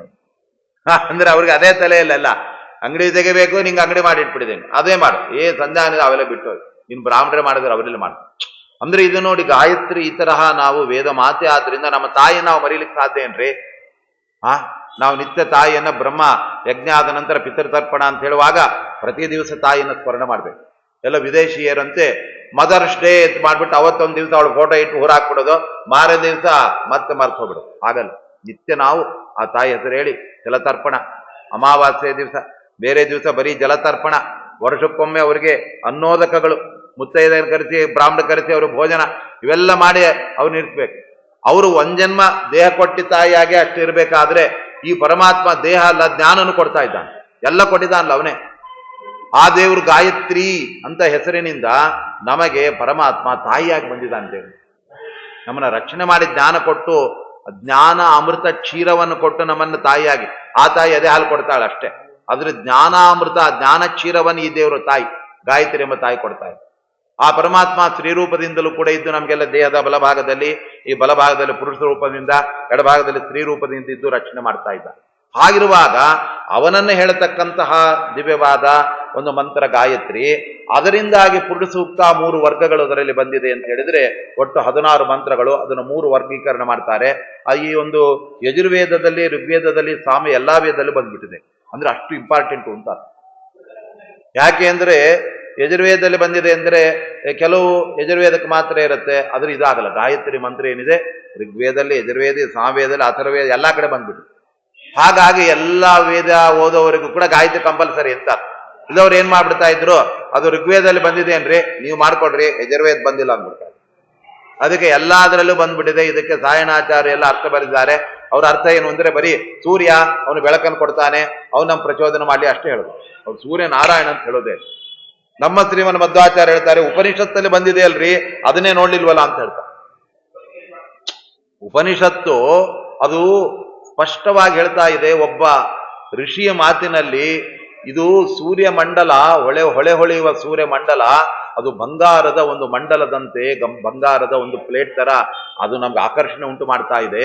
ನಾವು ಅದನ್ನೇ ನೋಡ್ತಾ ಕೂತ್ರೆ ಮೈ ಮರ್ತು ಹೋಗ್ಬಿಡ್ತೀವಿ. ಆದ್ರೆ ನಾವು ಅದರ ಒಳಗಡೆ ಇರುವ ಕೋಟಿ ಸೂರ್ಯ ಸಮಪ್ರಭನಾದ ಸೂರ್ಯ ನಾರಾಯಣನ ನೋಡಕ್ ಹೋಗ್ಬೇಕಂತೆ. ಆವಾಗ ಮಾತ್ರವೇ ನಮ್ಮ ದರ್ಶನ ಅದು ನಾರಾಯಣನ ಜ್ಞಾನದಿಂದ ಸಾರ್ಥಕ ಆಗಬೇಕೇ ಹೊರತು ಬರೀ ಸೂರ್ಯ ನೋಡಿದೆ ಬಂದೇ ಉಪಯೋಗ. ಹಿರಣ್ಮಯೇನ ಪಾತ್ರೇಣ ಸತ್ಯಸ್ಯ ಅಪಿಹಿತಂ ಮುಖಂ ತತ್ವಂ ಪೂಷನ್ ಅಪಾವೃಣು ಸತ್ಯ ಧರ್ಮಾಯ ದೃಷ್ಟಯೇ ಅಂತ ಯಾಜ್ಞೀಯ ಮಂತ್ರ ಅಂತ ಈಶಾವಾಸ್ಯ ಉಪನಿಷತ್ತಿನಲ್ಲಿ ಅವನು ಪರಮಾತ್ಮನನ್ನು ಸ್ತೋತ್ರ ಮಾಡ್ತಾನೆ. ಆ ಋಷಿ ಅವನು ಹೇಳ್ತಾ ಇದ್ದಾನೆ, ಹಿರಣ್ಮಯೇನ ಪಾತ್ರೇಣ, ಈ ಬಂಗಾರದ ಮುಚ್ಚಳದಿಂದ ಸ್ವಾಮಿ ಸತ್ಯಸ್ವರೂಪನಾದ ಸೂರ್ಯನಾರಾಯಣನಾದ ನಿನ್ನ ಮುಖವನ್ನು ಸೂರ್ಯಮಂಡಲ ಮುಚ್ಚಿಬಿಟ್ಟಿದೆ. ಯಾಕೆ ಅಂದರೆ ಕೆಲವು ಒಳ್ಳೊಳ್ಳೆಯದನ್ನ ಮುಚ್ಚಿಟ್ಬಿಟ್ಟಿರ್ತಾರೆ, ಸುಲಭ ಸಿಗೋದಿಲ್ಲ. ಆದರೆ ಅಪಿಹಿತ ಮುಖಂ, ನಿನ್ನ ಸ್ವರೂಪವನ್ನ ಮರೆಮಾಚಲಾಗಿದೆ. ಹೊಳೆ ಹೊಳೆಯುವ ಬಂಗಾರದ ಈ ಪ್ಲೇಟನ್ನ, ಮಂಡಲವನ್ನ ಅಡ್ಡ ಇಟ್ಬಿಟ್ಟು ಅದು ಸೂರ್ಯದೇವನ ಈ ತರ ಮಾಡಿಬಿಟ್ಟಿದ್ದಾನೆ. ಅದಕ್ಕೆ ನಾವು ಸೂರ್ಯ ನಾರಾಯಣನನ್ನು ಕಾಣುವ ಮುಂಚೆ ಈ ಜಗತ್ತಿಗೆ ಬೆಳಕನ್ನು ಕೊಡೋ ಸೂರ್ಯನನ್ನು ಕೇಳ್ಬೇಕಂತ. ಏನು ಅಂತ, ಸತ್ವಂ ಅಪಾವೃಣು ಪೂಷನ್, ಓ ಪೂಷನಾಮಕನಾದ ಸೂರ್ಯದೇವನೇ, ನಿನ್ನ ಈ ಸೂರ್ಯಮಂಡಲವನ್ನು ಸ್ವಲ್ಪ ಸರಿಸಿಬಿಡು. ನೀನು ಅದನ್ನು ಪಕ್ಕಕ್ಕೆ ಸರಿಸಿದರೆ ಒಳಗಡೆ ಇರೋದು ಯಾರು? ಸತ್ಯ ಧರ್ಮಾಯ ದೃಷ್ಟಯೇ, ಆ ಸತ್ಯಸ್ವರೂಪನಾದ ಧರ್ಮಸ್ವರೂಪನಾದ ಪರಮಾತ್ಮ ಏನಿದಾನಲ್ಲ ಅವನನ್ನ ನಾವು ನೋಡ್ಬೇಕಾಗಿದೆಯಪ್ಪ. ನೀನು ಅಡ್ಡ ಮುಚ್ಚಳ ಹಾಕ್ಬಿಟ್ಟಿದೆಯಾ ನೀನು, ಅದಿದ್ರೆ ಒಳಗಡೆ ಇದ್ದ ಸೂರ್ಯ ನಾರಾಯಣ ನೋಡಕ್ಕಾಗಲ್ಲ. ಯಾಕೆ ಅಂದ್ರೆ ಪರಮಾತ್ಮ ಎಲ್ಲ ಕಡೆ ಮುಚ್ಚಿಟ್ಕೊಂಡು ಬಚ್ಚಿಟ್ಕೊಂಡೇ ಇರ್ತಾನೆ. ಸುಲಭ ನಮ್ಗೆ ಸಿಗೋದೇ ಇಲ್ಲ ದೇವ್ರು. ಅದಕ್ಕೆ ಗುಹಾಯಾಮ್ ಸಂತಂ ಗಾಕ್ವರೇ ಅಂತ ಉಪನಿಷತ್ತು ಹೇಳುತ್ತೆ. ನಮ್ಮ ಹೃದಯ ಗುಹೆ ಒಳಗಡೆ ಇದ್ದಾನೆ ಅವನು. ಏನು ಅಲ್ಲೇ ನಮ್ಗೆ ಗೊತ್ತಾಗೋದೆ. ಅದಕ್ಕೆ ಯಾರೋ ಒಬ್ಬ ಎಲ್ಲ ಕಡೆ ಹುಡುಕಿದಂತೆ ದೇವ್ರು ಎಲ್ಲಿ ಸಿಕ್ಕಿಲ್ಲ ಅಂತ ನೋಡಿದ್ರೆ ಅವನು ಒಳಗಡೆ ಇದ್ದಾನೆ. ಅಲ್ಲೊಂದು ಬಿಟ್ಟು ಎಲ್ಲ ಹುಡುಕಿದ್ದಾನೆ. ನಾವು ಆಗಿಲ್ಲ, ಎಲ್ಲಿ ಕಳ್ಕೊಂಡಿರ್ತೀವೋ ಅದೊಂದು ಬಿಟ್ಟು ಬೇರೆ ಕಡೆ ಎಲ್ಲ ಹುಡುಕ್ತಾ ಇದ್ದ. ಅವನು ಅಲ್ಲಿ ದೇವ್ರಿದಾನ, ಇಲ್ಲಿದಾನ, ಎಲ್ಲ ಕ್ಷೇತ್ರಕ್ಕೆ ಹೋದ. ಕೊನೆ ದೇವ್ರು ಹೇಳಿದೆ, ನೀನು ಒಳಗಡೆನೇ ಇದೇನಲ್ಲೋ ಅದನ್ನೇ ಬಿಟ್ಬಿಟ್ಟೆ ಅಲ್ಲ ಯಾಕೆ. ಆದ್ರಿಂದ ನಮ್ಮ ಒಳಗಡೆ ಪರಮಾತ್ಮ ಇದ್ದಾನೆ. ಆದ್ರಿಂದ ಆ ಸತ್ಯ ಧರ್ಮನನ್ನು ನಾವು ಕಾಣಬೇಕು. ಅದಕ್ಕೆ ಸೂರ್ಯಮಂಡಲ ಎಲ್ಲ ಪ್ರಕಾಶ ತರ ಅದೇ ಆ ತರ ಇರತ್ತೆ. ಆದ್ರೆ ನಾವು ಅದನ್ನೇ ನೋಡಿ ಅದೇ ಸೂರ್ಯ ಅಷ್ಟೇ ಮುಗಿದೋಯ್ತು ಅಂತಲ್ಲ, ಅದ್ರ ಒಳ ಹೋಗ್ಬೇಕು ನಾವು. ಹಾಗೆ ಗಾಯತ್ರಿ ಮಂತ್ರದಲ್ಲಿ ಆ ತರ ಬಂದಿರತಕ್ಕಂಥ ಸೂರ್ಯನಾರಾಯಣನ ಸ್ತೋತ್ರ, ಆ ಸೂರ್ಯನಾರಾಯಣನ ದಿವ್ಯವಾದ ಸ್ತೋತ್ರವನ್ನು ಒಳಗೊಂಡು ಅದೇನು ಪರಮಾತ್ಮನ ಸೃಷ್ಟಿಯಾದ್ಯ ಅಷ್ಟಕರ್ತೃತ್ವವನ್ನು ಹೇಳುತ್ತಲ್ಲ, ಪುರುಷ ಸೂಕ್ತವು ಅದೇ ಹೇಳ್ತಾ ಇದ್ದಾನೆ. ಗಾಯತ್ರಿಯಲ್ಲಿ ಏನೆಲ್ಲ ವಿಷಯಗಳು ಬಂದಿದೆ ಅದೇ ವಿಷಯಗಳೇ ಪುರುಷ ಸೂಕ್ತದಲ್ಲಿ ಬರ್ತವೆ. ಅಲ್ಲಿ ತತ್ ಸವಿತುಹು ಅಂತ ಬರುತ್ತೆ. ಅಲ್ಲಿ ತತು ಅಂದ್ರೆ ವ್ಯಾಪ್ತವಾದ, ಸವಿತು ಅಂದ್ರೆ ಜಗತ್ತನ್ನೆಲ್ಲ ಸೃಷ್ಟಿ ಮಾಡುವ ಅಂತ ಬರುತ್ತೆ. ಇಲ್ಲೂ ಕೂಡ ನೀವು ಪುರುಷ ಸೂಕ್ತ ನೋಡಿ, ತಸ್ಮಾತ್ ವಿರಾಡ ಜಾಯತ ವಿರಾಜೋ ಅಧಿಪುರುಷಃ. ವಿರಾಟ್ ರೂಪಿಯಾದಂತಹದ್ದು ಅದು ಬ್ರಹ್ಮದೇವರು ಬಂದರು, ಸೃಷ್ಟಿ ಆದರು. ಈ ಎಲ್ಲ ಭೂಮಿಯನ್ನು ಸೃಷ್ಟಿ ಮಾಡಿದ, ದೇವತೆಗಳ ಸೃಷ್ಟಿ ಮಾಡಿದ. ಇದೆಲ್ಲ ಗಾಯತ್ರಿಯಲ್ಲಿ ಬಂದ ಸವಿತುಹು ಅಂತ ಪರಮಾತ್ಮ ಏನು ಸೃಷ್ಟಿ ಮಾಡಿದಾನೆ ಅದನ್ನೇ ಅಲ್ಲಿ ಹೇಳ್ತಾ ಇರೋಣದರಿಂದ ಅದು ಸವಿತುಹು ಅನ್ನೋದು ಬಂತು. ಧಿಯೋ ಯೋನ ಪ್ರಚೋದಯಾತ್ ಅಂತ ನಮಗೆಲ್ಲ ಜ್ಞಾನ ಕೊಡ್ಲಿ ಅಂತ ಹೇಳಿದಾಗ ಪರಮಾತ್ಮ ಇಲ್ಲೂ ಕೂಡ ಪುರುಷಸೂಕ್ತದಿಂದ ಯಾರು ತನ್ನನ್ನ ಅಲ್ಲಿ ವಿಶೇಷವಾಗಿ ಸ್ತೋತ್ರ ಮಾಡ್ತಾ ಇರ್ತಾರಲ್ಲ ಅವರಿಗೆ ತಾನು ಜ್ಞಾನವನ್ನು ಕೊಡ್ತಾನೆ. ಯಾಕೆಂದ್ರೆ ಪರಮಾತ್ಮನ ಸ್ತೋತ್ರ ಮಾಡಿಬಿಟ್ರೆ ಸಾಕು, ಪುರುಷ ಸೂಕ್ತಗಳಿಂದ ಅವನಿಗೆ ಏನ್ ಬೇಕು ಯಾವ್ದು ಬೇಕು ಅದನ್ನೇ ಕೊಡ್ತಾನೆ. ನಾವು ಪ್ರತ್ಯೇಕ ಮತ್ತೆ ಇದನ್ನ ಕೊಡೋಪ ಅಂತ ಕೇಳ್ಬೇಕಾಗಿ. ಯಾಕೆ ಅಂತ ಹೇಳಿದ್ರೆ ಮಗು ಬಂದಿದೆ, ತುಂಬಾ ಅಲ್ಲಿ ಒಳ್ಳೆ ಇದು ಮಾಡ್ತಾ ಇದೆ ಅಂದ್ರೆ ಅದಕ್ಕೆ ಯಾವ ಬೇಕೋ ಒಂದು ಸಣ್ಣದು ಕೊಡ್ತಾರೆ, ಅದು ಬಿಟ್ಟು ಅದಕ್ಕೆ ಹಾಳಾಗುವಂತ ಯಾವ್ದು ಕೊಡ. ಹೀಗೆ ನಮಗೆ ಪುರುಷಸೂಕ್ತ ಎಂಬತಕ್ಕಂಥದ್ದೇನಿದೆ ಅದೆಲ್ಲವೂ ಕೂಡ ನಮಗೆ ಈ ಒಂದು ಗಾಯತ್ರಿಯಲ್ಲಿ ಬಂದಿರುವ ಪ್ರಮೇಯವನ್ನೇ ಅದು ತಿಳಿಸ್ತಾ ಇದೆ. ಆದ್ರಿಂದ ಭರ್ಗಃ ದೇವಸ್ಯ ಧೀಮಹಿ ಧಿಯೋಯೋನ ಪ್ರಚೋದಯಾದ್ ಇವೆಲ್ಲ ಅಲ್ಲಿ ಆ ಅರ್ಥಗಳು ಹೆಂಗೆ ಬಂದಿದೆ ಪುರುಷಸೂಕ್ತದಲ್ಲಿ. ಆ 16 ಮಂತ್ರದಲ್ಲಿ ಆ ಪರಮಾತ್ಮನ ವ್ಯಾಪ್ತತೆಯನ್ನು ಯಾವುದು ಹೇಳ್ತಾ ಇದೆ ಅದೆಲ್ಲ ಪರಮಾತ್ಮ ಅವನು 1000 ತಲೆಗಳಿಂದ ಎಲ್ಲ ಕಡೆ ಇದ್ದಾನೆ ಅಂದರೆ ಅದು ತತ್ವ ಅನ್ನೋದ್ರಿಂದ ಹೇಳಿದ ವ್ಯಾಪ್ತತೆಯನ್ನ ಸಹಸ್ರ ಶೀರ್ಷ ಅನ್ನೋದು ಹೇಳ್ತಾರೆ. ಆ ತಲೆಗಳು ಎಲ್ಲ ಕಡೆ ವ್ಯಾಪ್ತವಾಗಿದೆ, ಎಲ್ಲ ಕಡೆ ಪರಮಾತ್ಮ ಸರ್ವಗತ ಅಂತ ಹೇಳಿ ಸೃಷ್ಟಿ ಮಾಡಿದಾನೆ ಅನ್ನೋದನ್ನು ಸೃಷ್ಟಿ ಪ್ರಕ್ರಿಯೆನೇ ನೇರವಾಗಿ ಹೇಳ್ತಾ ಇದೆ. ತಸ್ಮಾತ್ ಯಜ್ಞಾತ್ ಸಂಭವತಃ ದೇವಾಹ ಅಜಾಯಂತ ಅಂತೇಳಿ ಬ್ರಾಹ್ಮಣೋಸ್ಯ ಮುಖಮಾಸೀತ್ ಎಲ್ಲ ಬ್ರಾಹ್ಮಣ ವರ್ಣ ಕ್ಷತ್ರಿಯ ವರ್ಣ ಅದಕ್ಕಿಂತ ಮುಂಚೆ ದೇವತಾ ವರ್ಗ ಎಲ್ಲ ಸೃಷ್ಟಿ ಬರ್ತಾರೆ. ಆ ಸೃಷ್ಟಿಯನ್ನು ಹೇಳಿದ್ಯಾವುದು ಅದು ಇಲ್ಲಿ ಬಂದಿರತಕ್ಕಂತಹ ಆ ಒಂದು ಗಾಯತ್ರಿಯಲ್ಲಿ ಬಂದಿರತಕ್ಕಂತಹದ್ದು. ಅದಕ್ಕೆ ಮೂಲ ಬೇಸು ಅದು ವಾಸುದೇವ ದ್ವಾದಶ ಮಂತ್ರ, ಅಲ್ಲಿ ನಾರಾಯಣ ಮಂತ್ರ, ಅದರ ಹಿಂದೆ ವ್ಯಾಹೃತಿ ಇದೆ, ಅದರ ಹಿಂದೆ ಓಂಕಾರಕ್ಕೆ ಬಂದರೆ ನೋಡಿ ಅ ಉ ಮ ಅಂದ್ರೆ ಅದು ಕೂಡ ಸೃಷ್ಟಿ ಸ್ಥಿತಿ ಲಯ ಅದನ್ನೇ ಮಾಡೋದು ಹೇಳ್ತಾರೆ. 3 ಅಕ್ಷರಗಳು 3 ಕಾರ್ಯ ಪರಮಾತ್ಮನದ್ದು ಹೇಳ್ತಾ ಇದೆ. ಅಕಾರ ಪರಮಾತ್ಮ ಅನಂತವಾದ ಆದಿ ಸೃಷ್ಟಿ ಮಾಡಿದಾನೆ ಅಂತ ಅಕಾರ ಸೃಷ್ಟಿಯನ್ನು ಹೇಳ್ತಾ ಇದೆ. ಹೂ ಅಂದ್ರೆ ಸೃಷ್ಟಿ ಮಾಡಿದವನ್ನೆಲ್ಲ ಉತ್ಕೃಷ್ಟವಾಗಿ ರಕ್ಷಣೆ ಮಾಡ್ತಾ ಇದ್ದ, ಬರೀ ಸೃಷ್ಟಿ ಮಾಡಿ ಬಿಸಾಕಲ್ಲ, ಅವ್ರು ಯಾರೇನು ಬೇಕೋ ಎಲ್ಲ ಕೊಡ್ತಾನೆ. ಕೊನೆಗೆ ಆ ಪರಮಾತ್ಮ ಮಾ ಅಂದರೆ ಆ ಜ್ಞಾನವನ್ನು ಕೊಟ್ಟು ಮೋಕ್ಷವನ್ನು ಕೊಡ್ತಾನೆ. ಹೀಗೆ ಸೃಷ್ಟಿ ಸ್ಥಿತಿ ಲಯ ಇದು ಓಂಕಾರದ 3 ಅಕ್ಷರ. ಅದನ್ನೇ ವ್ಯಾಹೃತಿ ಹೇಳುತ್ತೆ, ಅದನ್ನೇ ವಾಸುದೇವ, ಅದನ್ನೇ ಗಾಯತ್ರಿ, ಅದರೇ ಪುರುಷು. ಹೀಗೆ ಎಲ್ಲಿಂದ ಎಲ್ಲಿ ಹೋದರೆ ಪರಮಾತ್ಮನ ಮಹಿಮೆ ಇದರಲ್ಲಿ ಹಾಸು ಹೊಕ್ಕಾಗಿದೆ. ಅದರ ಮತ್ತಷ್ಟು ವಿಚಾರಗಳನ್ನ ಮತ್ತೆ ನಾವು ನಾಳೆ ದಿವಸ ಕೇಳ್ತಾ ಇದ್ದೇವೆ. ಇವತ್ತಿಗೆ ಉಪನ್ಯಾಸ ಮುಕ್ತಾಯವಾಗ್ತಾ ಇದೆ. ಶ್ರೀ ಕೃಷ್ಣ ಅರ್ಪಣೆ.